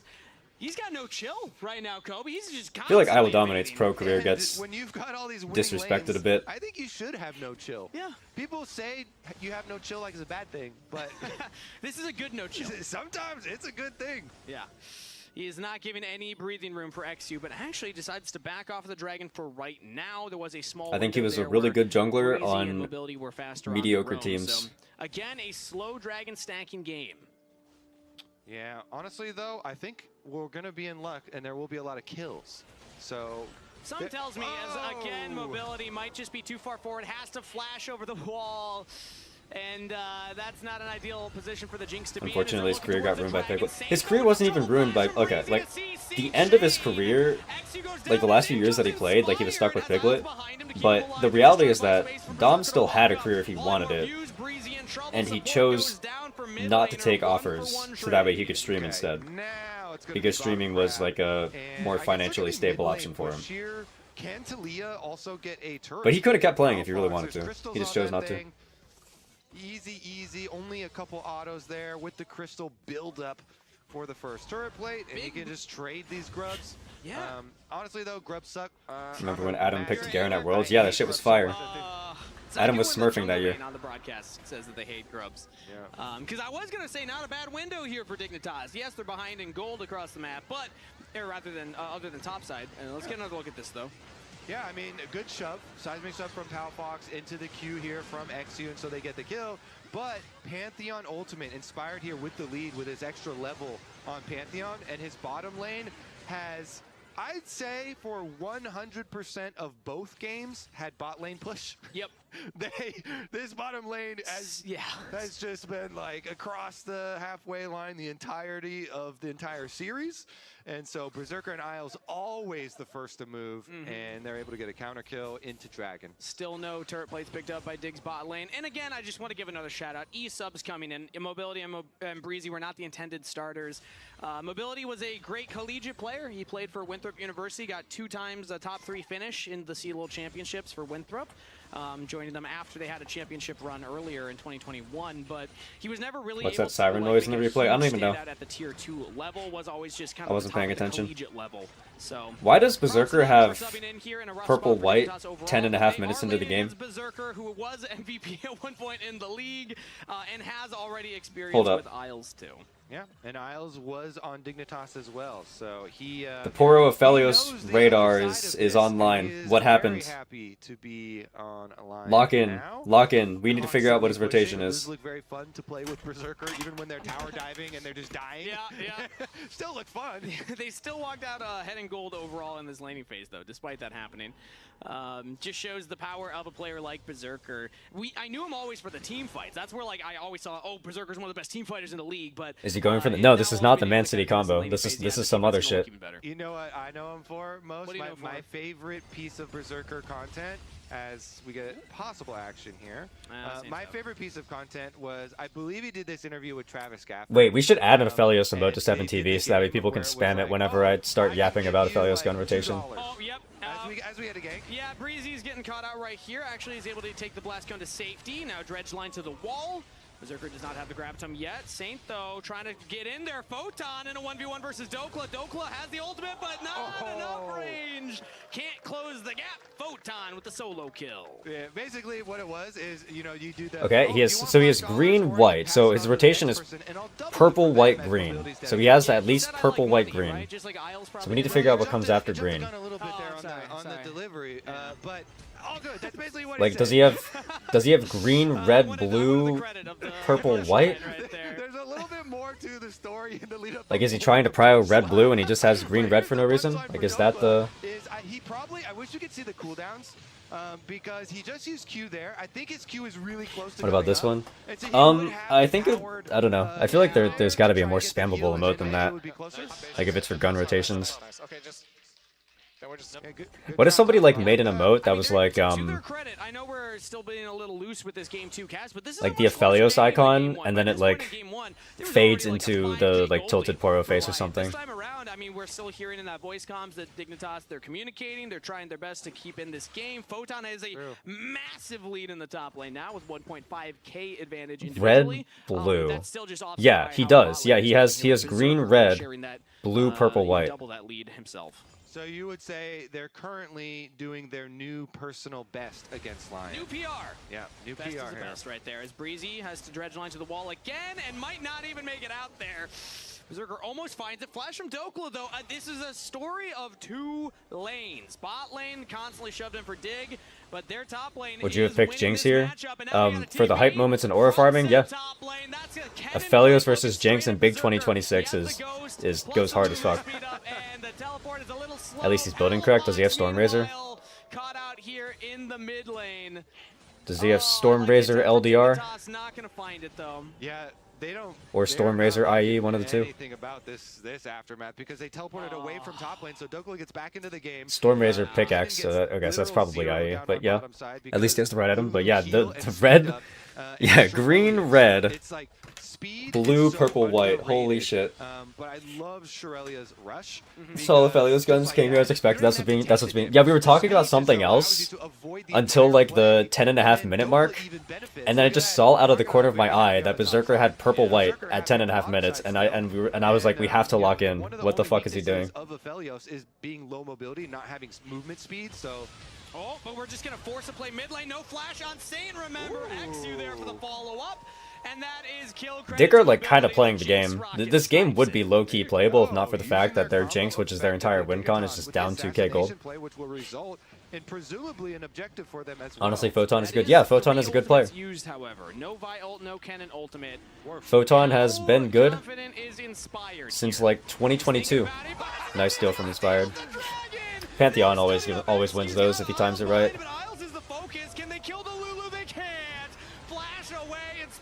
Wait, and now he has purple red. Wait, he depleted his blue. Wait, so he had green red? He had green red blue and then he depleted his blue first, and now he has green blue, red purple white. Wait, I think he fucked up his rotation. I'm pretty sure he's trying to get green, blue, purple, red, white. And he just fucked it up. Like he just like drastically fucked it up at some point. I'm pretty sure he's gonna try to deplete purple next and then have a normal rotation. Because if he depletes purple here, he has green, blue, purple, red, white, and he's back on track for a normal rotation. I think he just screwed it up at some point. Pantheon Smite and Q is a really effective combo for sealing objectives. If he depletes red next, then he's trolling. But if he depletes purple next, then it just means that he screwed it up once and he's fixing it. Which team she was rooting for with the result of that play. And it is going to be another objective. Please. For Lion. Please deplete purple. I believe in you. No, no, no, no. No. Berserker. Nah, Berserker's on such fraud watch. Right now, plus those 2 dragons. But the dragons is we're now on the Herald. Inspired starting it up. Again, has Isles in his back pocket, but Palafox has Breezy. No jungle smite steal from XU that time around. It is Inspired that secures the objective. The cope is he wants green-white. He would have had green-white. He would have had green-white, regardless. Is available, so try and go for another He just really wants purple-white. Like, this is... Okay, it's fine. It's fine. It's fine. We gotta give it a name. Okay, what's something that's purple and white that is like a severe disappointment or like something that nobody likes? Because that's where we got Man City from. Is we just pick something that's like a blue-white disappointment. What's a purple-white disappointment? The Grimace Shake. I don't know. Frieza? Wait, but Frieza's awesome. What about like King Cold? Had such a terrible lane phase, is really behind the power curve here versus Berserker. So, you know, full send on some of these. We could do the King Cold rotation. And pray as well. That never hurts. That's usually my solo queue strategy as well. Is smart. Get my 80 carry gold and then pray. Because you know I'm not carrying those games. Mobility is able to catch a couple of safer waves here, though, as the game has slowed down slightly. He's been the focus. Minnesota Vikings rotation isn't bad, but the problem is that it's like now we're just naming every rotation after a sports team. A little bit stale, you know. I want to track Photon too because top lane quest is no. But like I do think that King Cold is objectively way more of a disappointment than Frieza. Like, King Cold only existed to let future Trunks aura farm. That was his only purpose. He wants that one. I was also just noting that because he brought up the quests. He came in, he was like, I'm stronger than Frieza, and then he got one shot. So was a little behind on that one. That's all he did. Was roaming around the map a lot, so I can put him behind as Breezy now in the Lion Brush. Lion pouncing on top of him. The polymorph is used, and now Berserker might be in some trouble. Palafox gets the flick onto him, but he's still got the team behind him. Berserker. Wild growth and shields will keep him alive as now Mobility trying to unleash with Photon going in there. Wait, they're gaming. Wait, Dig is gaming. Wait, who's the singular person who put 200 channel points on Dig winning? They're making use of those kill buttons. The ultimates come through for Dignitas, and by the time Kennen gets here, then What's the red-purple combo then? But the problem is that, like, red-purple, if you go green-blue, purple-red-white, which is a good rotation, then you end up with purple-red at some point. So that's, like, fine. They're going to go for Berserker. Isles does a good job of keeping Berserker up here. But we're naming entire rotations. Like, if we make this the King Cold rotation, it's the full rotation. If you go purple-white in your completed rotation. Inspired on the front line, gets melted. XU goes back in onto Berserker. They flash forward. They get the kill onto Berserker. XU never even ends up dropping there. I'm gonna be rich. All right, nice pyro fire. And I gotta say, I'm happy for you. Nice guys, good job. Jinx looks so broken. I think... Nah, I think Jinx is shit.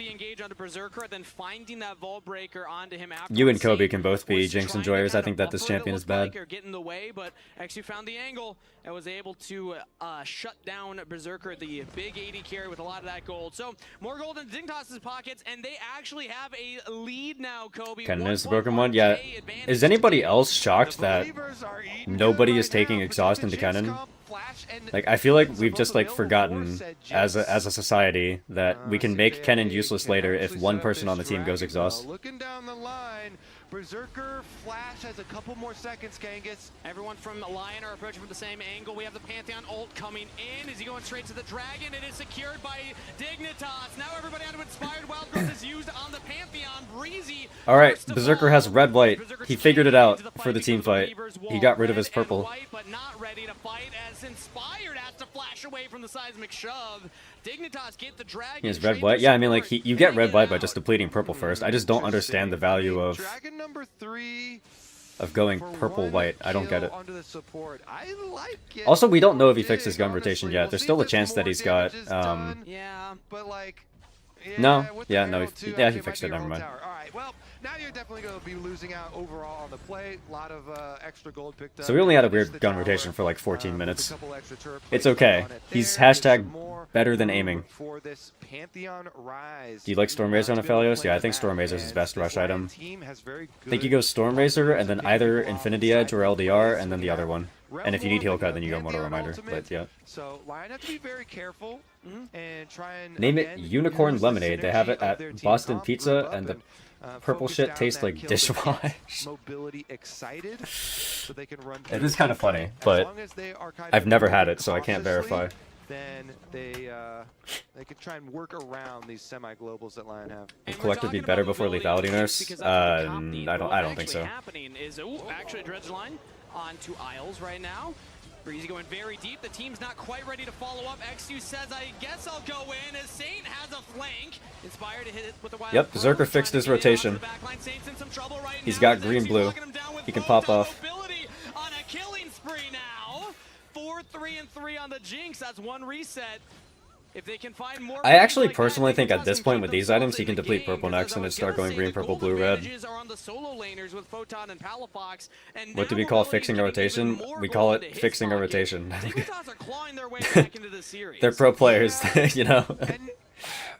Okay, so I'm conflicted on this game because I can tell. It was a bad look because Breezy just went in and he was going to get bursted and die anyway. But then, because he did that, We call it a broken clock is right twice a day. No, you can't accidentally fix an Aphelios rotation. That's not really a thing. If you screw a rotation up and you don't know how to fix it, your rotation will just be fucked the entire game. He got Insane's head. It was actually a 5-head play because he trades his support level 9 life for a level We all hate aiming. Yep. Yep. And that's trading up. I do find it really weird that it's so normalized in the League of Legends community for people to just cheer for orgs with shitty players on it. Realm warping into the entire team. They're gonna Like, I don't know why it's considered as acceptable as it It is. is about the bot lane differential for LYON. Berserker does have gold in his pocket. And Like shitty as in like morally shitty, not bad players. There's nothing wrong with being bad at the game. Like I'm saying, like if you're a terrible human being, I don't know why people pretend like it's okay to cheer for that org. we rate LYON's performance against a team like Like they'll just say shit like, "But this is the org I've always cheered for." It's like, okay, but Dignitas have gotten themselves back into this game. Yeah, your rank 1 prediction is starting to feel a little wobbly there. felt really bad for you on Twitter when the BLG stuff happened. Yeah, but then she did what I feel like a normal human being would do, which is that she stopped cheering for BLG. Like, it's really unfortunate that happened, but And when you get IE on Jinx, then we're gonna have. but I think that if you really like an org, and it turns out that your org is shit, or the players on your org are shit people, you should just stop cheering for them, you know? No tank items mostly in sight. health stacker front line.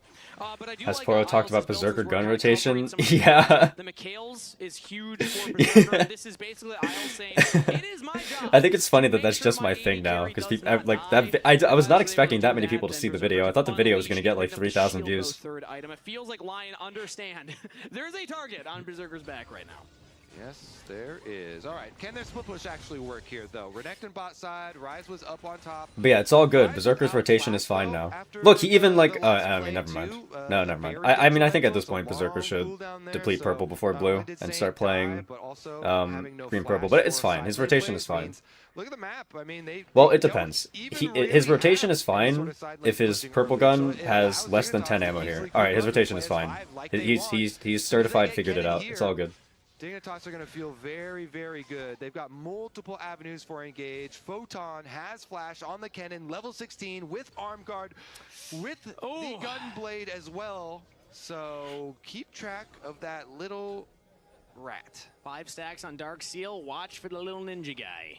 Photon would be spotted if he looked for the full flank around the edge, but he has the blast cone as well on top of Dude, all imagine the how ability. easy Dokla will go to check. this team fight would be for Lion to win if either Renekton or Lulu had exhaust. And they could just mark the cannon flank and exhaust him. As XU actually goes in onto Inspired, and now Berserker could be in some trouble. Flashes away, wild growth already, but it's Isles, it's down. Photon is playing pretty well this game. I feel like his flanks have been good. His ults have all been good.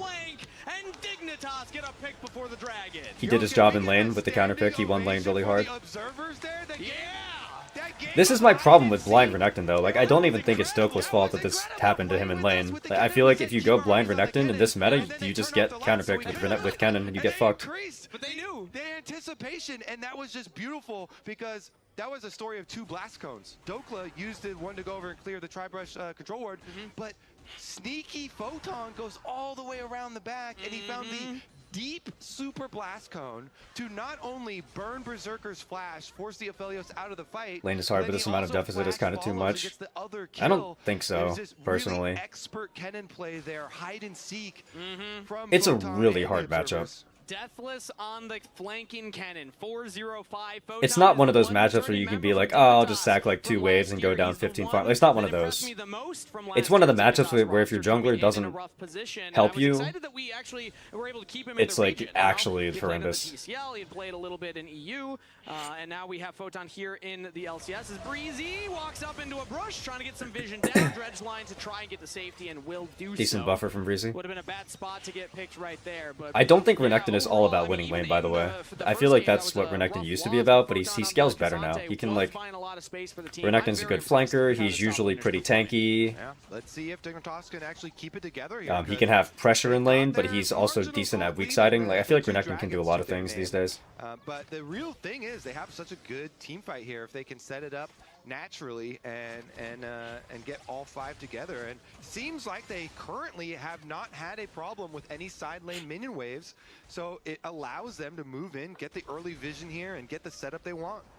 And I don't know if it's exactly just the crowd being clearly behind Dignitas right now, but this is not looking like a LYON championship contending start to the year. They are struggling here in game number 2 and not living up to what they were able to do in game 1. I think, wait. Oh, Zerker's taking a huge chunk of damage. He's trying Nah. to outplay, but Breezy is there to punish.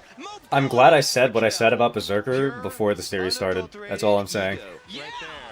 That's AD carry ego at its finest, baby. I hear chance in the crowd right now. They are Look, you all didn't watch the DN Freaks like I did. That's all. Alright? They get the Baron uncontested. Dignitas are here in the LCS. Dignitas are making LYON sweat. I also think, Genghis, there's a lot of people that just enjoy underdog stories. And Dignitas clearly, you know, one of the underdogs of the league and are the ones that do need to win if you want 3 games. So Dignitas now with Baron trying to push out through bottom side because there's so much gold here. All towers still remain on bottom. As evidence of the way that lane phase has gone in both games. Poro's just freakier than us. Well, that's part of the thing, is that I was a moderate Freaks enjoyer for a while, just because that's like the roster that Keen called home for like most of his career. So if the Freaks are doing some shit, some bad shit, you know, it's like, oh, okay, Photon, that was not good. But yeah, like if the Freaks are doing some bad shit, like I'm gonna notice. They get the turret bot side, but look at top. Saint is pushing another one himself, but racing Baron usually not going to be a winning battle. Instead, they're just going for the top camps plus the turret, and it will be traded overall. Yep, keep splitting. Dudu was the best player on DNF last year, but that bar was in the pavement. I mean, I think that Berserker was DNF's best player. I was just also very adamant that Berserker was part of the problem. Because a lot of people were pretending like Berserker was elo held. But I was like, no, Berserker's not elo held. Like, Berserker is actively contributing to the problem. At 10 minutes if they're behind in gold over their lane opponent. You're like, no, it's okay. We can come back. Look at Mobility's mental here. Yeah. Strong. Be like Mobility. Strong mental. You'll get fed later. You have a role to play still. 14 to 10 kills, 2 to 2 dragons, 45 seconds till the next one as Dignitas starts. Yeah, he was the least worst. Yeah. The area. And, I mean, they've won the last couple of fights, so at this point, pressure's on LYON to find a creative way to get into this Dragon Pit. And honestly, I do think LYON are living up to what people thought. People thought they were going to be this really individually talented ego team. Yeah. And so we're seeing some ego plays. Yeah, I mean, what Berserker just tried to do in the mid lane was an ego play right there.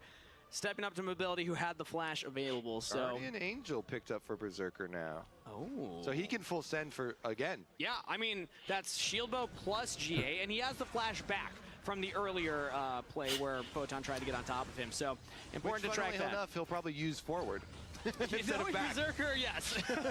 He's like, hey, get ready to wild growth me. I'm going to go in there and engage for us. But the team is not ready to contest the dragon. That is a 3rd dragon in a row picked up by Dignitas. 3 Chemtech dragons buffing their tenacity, heal, and shield power. And if they get that soul, that's going to make their non-true front line a little tankier. Oh. But speaking of front line, they walk straight Photon does have ult. He can tap our. Oh no, he's dead. Okay. He's got the wild growth from the Lulu behind him. It's alright. Inspired refuses to lose. It's all good. Are we diving under the turret? Hell yeah. We got the Rise ult in. We got the Pantheon over top, but we got mobility. Damage. LYON are lucky it's Chemsol and not Hex or Mountain. Chemsol is strong, by the way. As mobility's now looking at Inspired. The tier 2 turret was still standing. Like we can talk about Chemsol being bad back when it was like a 10% buff, but they've buffed it twice since then. They buffed it from 10 to 11 and they buffed it again from 11 to 13. Like it's actually good soul now. Going super aggro here. Like my thing about Chemsol that I keep on trying to tell people is that it gives you less effective health than Ocean Soul and Mountain Soul, but the difference is that Mountain Soul can be countered by Shield Cut, and Ocean Soul can be countered by Heal Cut. There is no counter for Chemsol. If you get Chemsol, there is nothing the enemy team can do to stop you from getting the full durability from the soul. And they buffed it multiple times, so it's like actually, like I swear Chemsol is actually good now. Kangas right out of the brush. They get the early jump onto the Kennen.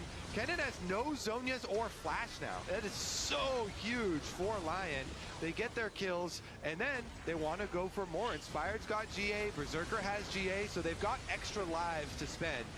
Like, I think Chemsol is better than Ocean Soul and Infernal Soul, for example. It's okay to just let them, like, Don't make the play worse. How close are you to GA? Yeah.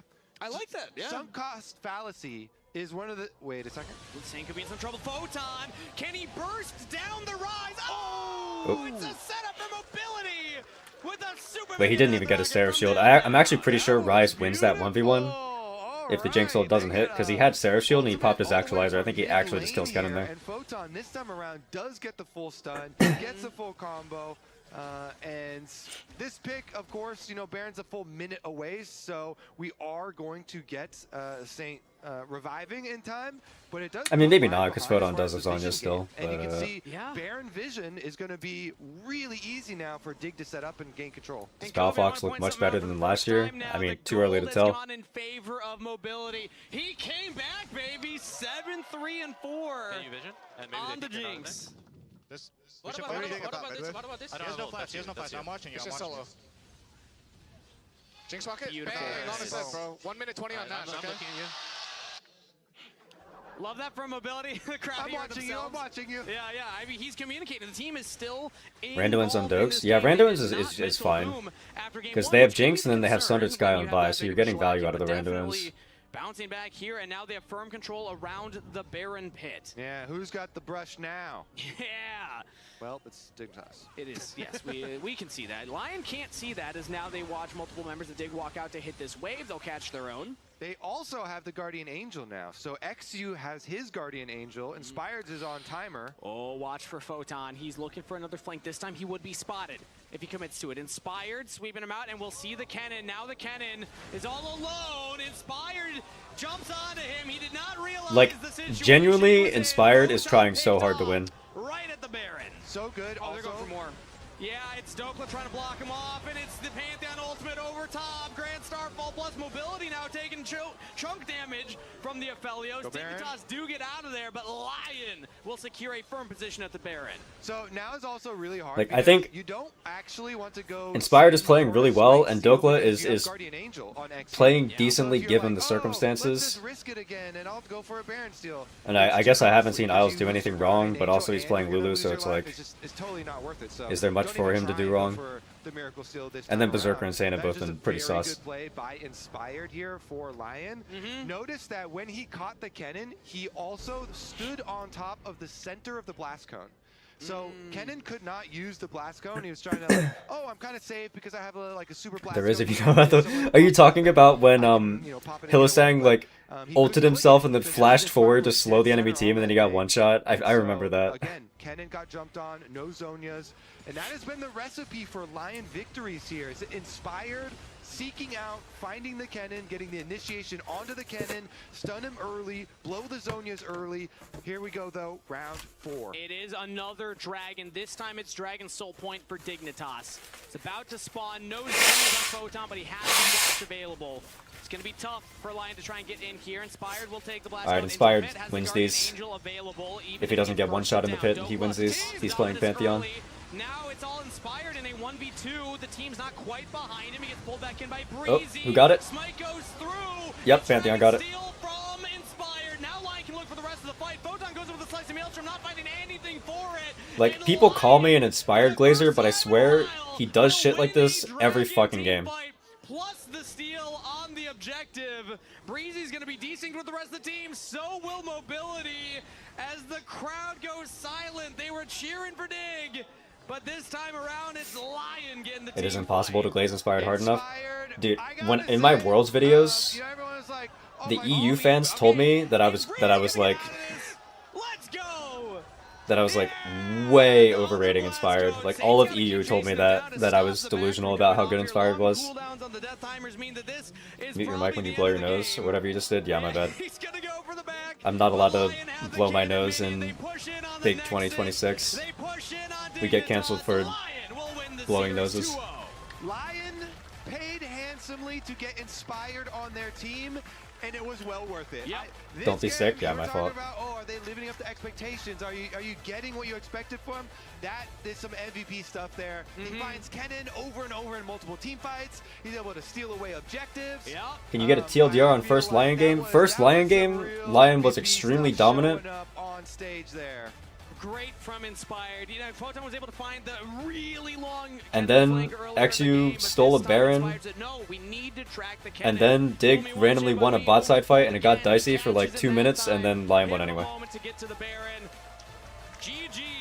That was the game one. The game one breakdown.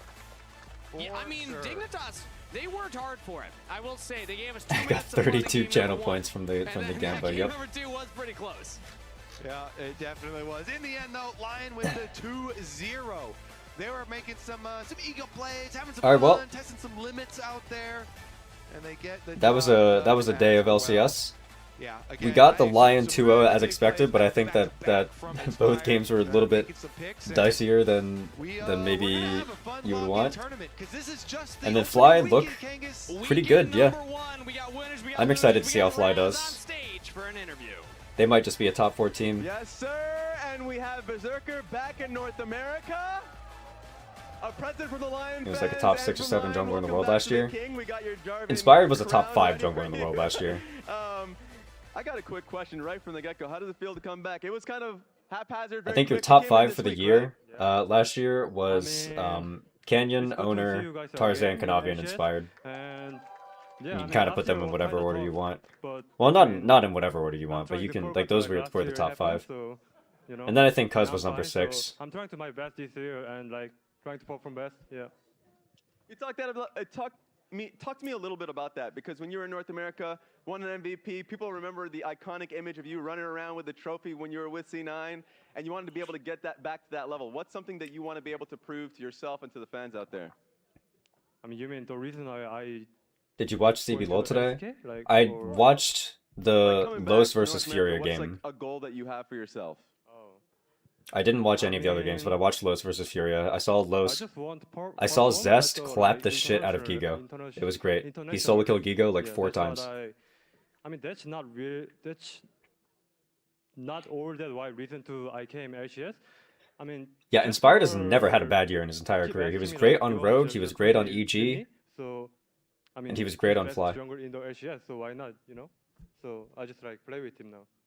And tell me about kind of like the practice and just working with this team, because the roster looks incredible. Like being able to work with Saint and Inspired, as you mentioned, wasn't maybe the and the only complaints I ever hear about Inspired is that people will see documentaries of Inspired being critical of his teammates, and they'll be like, Inspired is so mean to his teammates. Like, that's literally the only criticism I hear. I mean, we need like fix a bit about the like fighting, I think. I mean, it's like kind of so many random core when I feeling. So I mean, if we fix it and then something about macro. Inspired as Diva syndrome? I don't think so. We do like ourselves. I think Inspired is just a guy who cares more about winning than he does about being friends with his teammates. A message for the fans out here that have been. And he's like really blunt about what he thinks if somebody's playing well or not. I already said it, but good to see you again, guys. And then, I mean, always thank you, guys. And it seems like Inspired is a better version of Dardock. Hey, no Dardock hate on the Poro stream, okay? Just chuck that right out there just for a lucky fan. We are Dardock enjoyers here. Anybody else remember back when Dardock was like temporarily on Dig and he played like and I'm gonna send this one straight back to the lounge. some shit like 11 different champions in 11 games or something crazy like that? Dardock, if he was as good as he thought he was. Dardock was really good, he just had ego problems. I don't think Inspired has ego problems. I think that for a lot of it, a battle between a Fed 80 carry. I think Inspired just wants to win. I think that Dardock like wanted to win to the point where he would like disrespect his like everybody around him. Plays, just pay attention to the gold difference down here, right? There's a reason why I have that selected, just to show how far ahead Berserker. Like the way that Inspired says things can come off as harsh, but almost every single time Inspired says something, I'm agreeing with him. So, where he's definitely feeling himself, does get the kill onto but like Dardock would sometimes say something and he would just be delusional. Dig, however, again, he is slowly accruing a gold lead as we go to 606. Once again, they're going to shove this wave in, get the plate off. And then, but I like Dardock. I'm a Dardock enjoyer still. Wait. Mobility is going to be coming back to lane as a bunch of stuff happens on the top side as well. Inspired needs a team of people who cares as much as he does. Yes, Inspired needs to learn Mandarin and go to the LPL. That's what he needs to do. Yeah, I mean, at this point, you're thinking it might be another stomp. So I got to credit Dignitas for finding a way back into this game. And if bot lane's a disaster, what do? You go top lane. So that's what Photon or Korean. Koreans almost never accept imports. They send the farm at him with Palafox and Nautilus, get the kill on to Dokla. And I would say as well, he then pays it forward. I think Dokla gets over. But there's at least precedent for LPL allowing for European imports. So it's possible, you know. Gets the outplay, just ults, ignites, spaces well with autos, gets the kill. Now Lazy feels the only non-Korean player to play and win in the LCK. Yep. 1400 goal lead from the top side, but Berserker wasn't quite done. Yeah, so this is a setup why doesn't LCK have imports?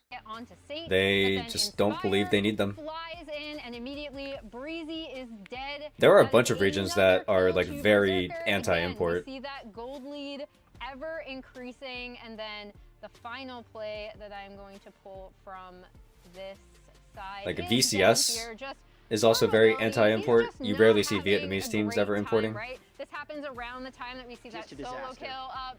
He is dead. Look at this gold lead already. Again, it's just getting worse. It is not fun.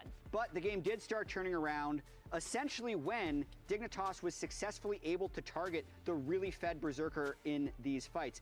We're going to touch on that Smite Steal later, because that was the first one by Inspired. But you can see they pretty much just Nautilus alt Berserker. Everyone flies on top. I mean, I do think that there's just a sentiment around imports in general that like just because an import is a little bit better than a domestic player doesn't mean that you should go with the import, and that if you're gonna import, they have to be like drastically worth it, like way worth it more than any of the other available players. I feel like there aren't very many LCK teams who would view Inspired as being that kind of like drastically worth it, because when you do that type of thing, you do alienate your fan base. And that's where they really start snowballing the game. And like there are no Korean fans who care about Inspired, probably. While they're setting up the draw show to go over this, because one of the coolest flanks happened here at 25 minutes when Photon waited in Fog of War.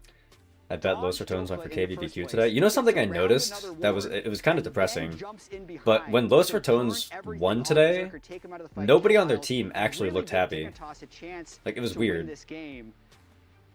Like I thought that there would be a couple of people like yelling or like jumping up and down or like being enthusiastic, but it was like they just all looked sad.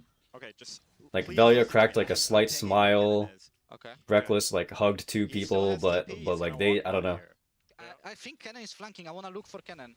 Kennen might be here or here. Okay, Kennen is there. I'm walking there and I want to fight Kennen when he goes like, I thought that they were going to win. Like, when they won that Seoul team fight, I was expecting their comms to be, like, yelling and, like, really happy and stuff. But they, I don't know. They just seemed out of it. No pet down in, no pet down in. Keep dragging them in, drag them in. We missed. We got one. Okay. I'm in the pit. They will go on me maybe soon. Okay. Same thing about Yamato. I thought that Yamato was going to be more excited, but all he did was, like, pump a fist or something. Look. Talia. Kennen. Talia after. Jinx has no flash. We win. I'm just too good at the game. Like, you guys best bet, if my team wins games in fucking Division 4 Prime League, I will be like jumping up and down, I'll be screaming, I'll be clapping, like I'll be doing all the shit, man. Yeah, talking about how like the What are we watching next? Nothing. I'm about to end stream. Really helps him because he likes to be able to play. I'm just kind of sticking around and talking a bit before I do that. What region has the best production? Okay, what is the value Best of going production, second I guess pick, probably right? just They must LCK. have something that they really want to pull out. It ends up being this top lane Crowny went on finish, Cage will stream and after I'm almost visibly happy. turns Well, that's the good. entire game in their favor. Yeah, but Like, I want the players to be happy. Like, I want them to, like, they worked hard to get to the LEC. Despite what people will say about how, like, Los Ratones got, like, a fraudulent spot or whatever, like, I think that team and those players worked hard to get there. True. And to be player of the year, you must start in the. You staying for the draw show? What draw show? Which is player of the There's a game. draw So you show? want a couple at least. Yeah, you have to get a few. So the fact that he's able to get this one, much deserved. The consistency, I think, was key because Berserker, of course, and Isles were able to get the laning lead bot lane, but then it got into such a big disarray, and they were getting picked off. Yeah. It was like, okay, someone need to be able to carry it, and even hearing from I will Tom, say like, that, trying to find and isolate Kennen was so important for them to claw back this game. I think that my favorite thing that exists in any of the regions, like my favorite individual production decision that happens in any of the regions, is I love in the LPL when people get multi-kills. I think that shit that they do where they show like the fiery animated graphic for like double kill, triple kill, quadra kill, pentakill, and that shit is hype as fuck, bro. Anytime that somebody gets a multi-kill in LPL, I'm always like freaking out. Berserker mentioned he's been here 3 days. Yeah. Exactly. So none of these teams are going to be in their final form as of yet. We're still going to see, hopefully next week, Dignitas's full roster. We don't know though. It might be Mobility, Breezy, and GM Jonathan. Like, in case people don't know what I'm talking about, I'll pull it up real quick. We know who today's player of the games were. New thing we're doing here during LCS Lock-In is rather than waiting until the end of the series, we're giving player of the game in every individual game that we see. We had a couple of 2-0s, so 2 FlyQuest players that are the same guy. Griffin, amazing. Griffin, Berserker inspired. Yeah, that's fine. That was such a fun game, a series rather, to cast. Like, seeing Griffin just, he kind of is a microcosm for what this team is, right? Where they believe in their hands, they go in, if they make a mistake, they seem to be really good at settling themselves, just going for the next play. This, based on this I don't know, series, the they're first going to game be such a fun team to watch, and Griffin is going to be such that a I fun think player. of is literally just this game. So it's the only one that comes to mind that I can like. But yeah, you're right. The time he was able to buy. Even see the clock turn to 14, but Looks like where the Zed lands, like that's how you play. can't really contest. Just continue. Man, look at when Tarzan gets his multi-kill. It looks so fucking cool. Unless they find a miracle steal. No, it's Beishwan that picks it up. But look at the hostile takeover from Kyle. It does so much. But anyone's Legends continuing to push forward. But the Trundle is so strong. And Elk with the drag back is able to get a little bit back. But Hope is still alive. Hope is popping off. Like, the graphic is really cool, and then he gets his fucking penta denied. But like, let me see if I can think of a penta. What game did JDG Gala get the penta? Where he had like the Yunara penta? What game was that? Does anybody remember?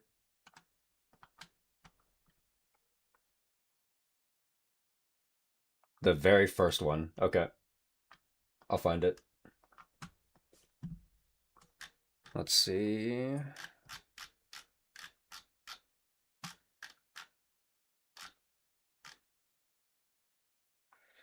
Weibo IG. Okay, JDG versus Top Esports. Is this the Yunara game?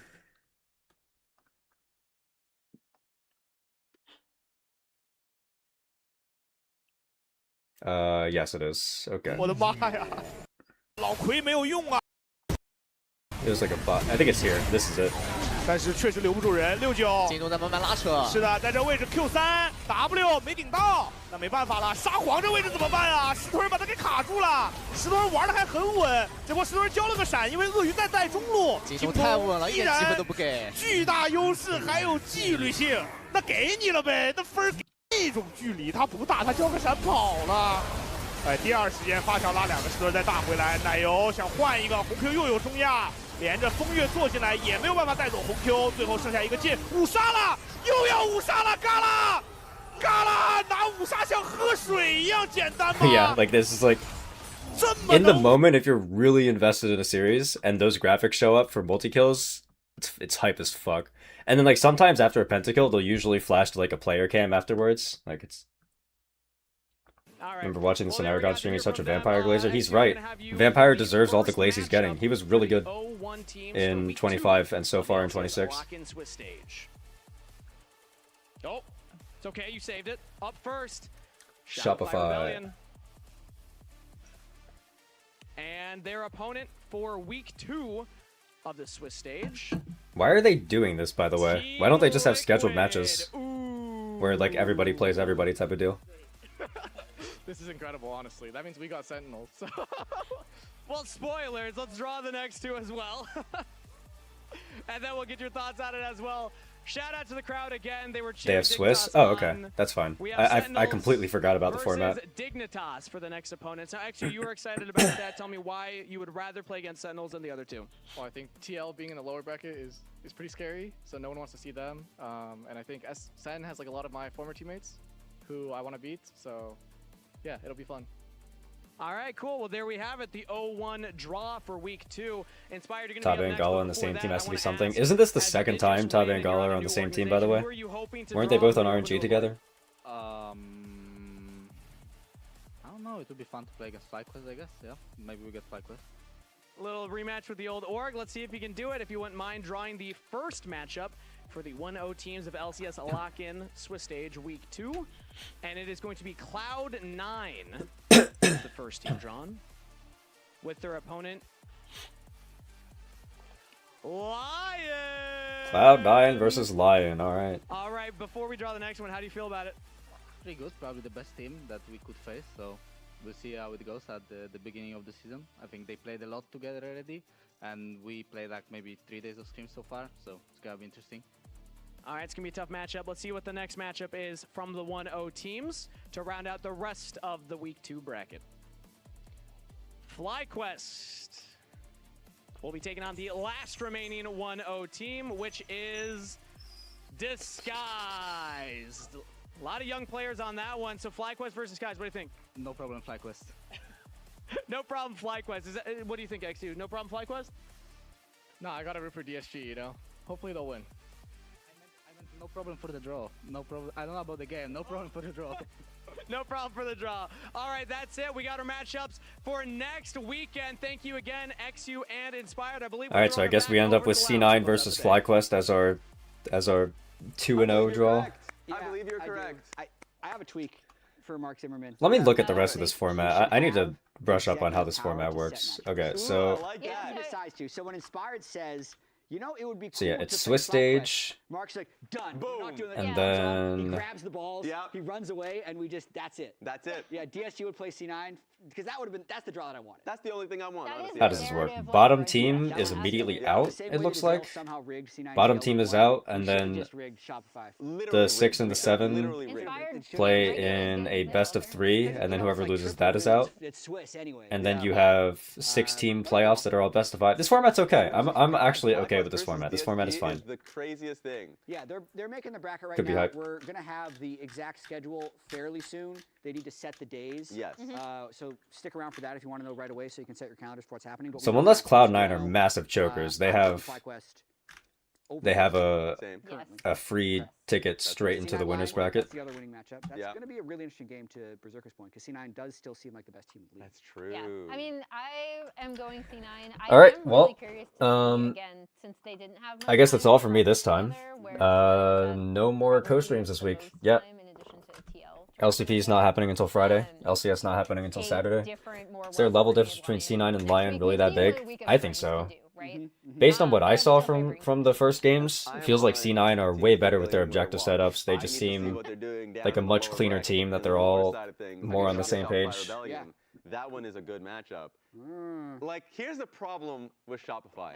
They can never shake off the allegations of losing to the worst teams and beating the better teams. It's true. Like we saw Considering C9 Team Liquid a better come team, back so from actually being saying behind, that they're It's gonna a do shot. well. and we Shopify. saw To me, C9 the allegations for Shopify is that carry they a game where they were can't ahead. half of their So game. it's like we already got both sides of it. Hello, FlyQuest and lover. the half of the games they win are against. You'll be better- happy to know that we were glazing FlyQuest today. It's interesting because people keep There's putting a lot of top half. allegations. And by glazing FlyQuest, what I mean is glazing Griffin. The majority of their games, actually, which is just fascinating. that it keeps Not my alt, by the way, Legends, yeah. They do well when the spotlight's there. Which we'll have. I mean, Team Liquid will have Morgan then for more than a week. Yeah. Right? Shopify will have Zinni for more than a week. Both of those teams did come in with very limited practice. So I think it should be a slight. Alright, well, I mean, I've got nothing else to say. Next week. I also think there's more pressure on TL. Like for what little pressure there is here, I do think there's more pressure on TL. I'm really glad that my power didn't go out. I thought that there was a chance that my power was going to go out and we were going to miss today. Versus Sentinels.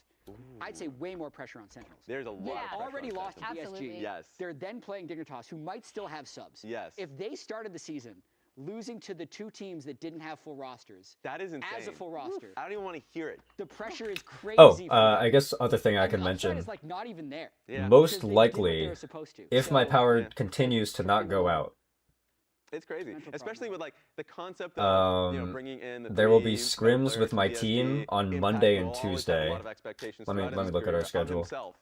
And Yeah. Hambach, who is like, So hey, tomorrow man, you're at first time 2 traveling p.m. abroad for a team, Wait. and you immediately fall to these expectations. So Wait, I 2 p.m.? need to Yeah, see them 2 do p.m. well, of EST. course, but then I look at DSG. We're scrimming. Not bad. Yeah. And then Especially- Tuesday look, at I 2 just p.m. wanna- now I'm EST, on we're Cyber Watch. scrimming. I'm on watch for a lot of things. But And then it looks like our especially if official they- match even if is they slated to continue be work with Sunday Kisno at 2 scaled p.m., so well throughout that series. which means that I'll be able So to open do the first Well, two it's games not with the even called team, it out where and then I'll they've have to ditch played for the third game to together do for a while, LCS. right, previously. Yeah.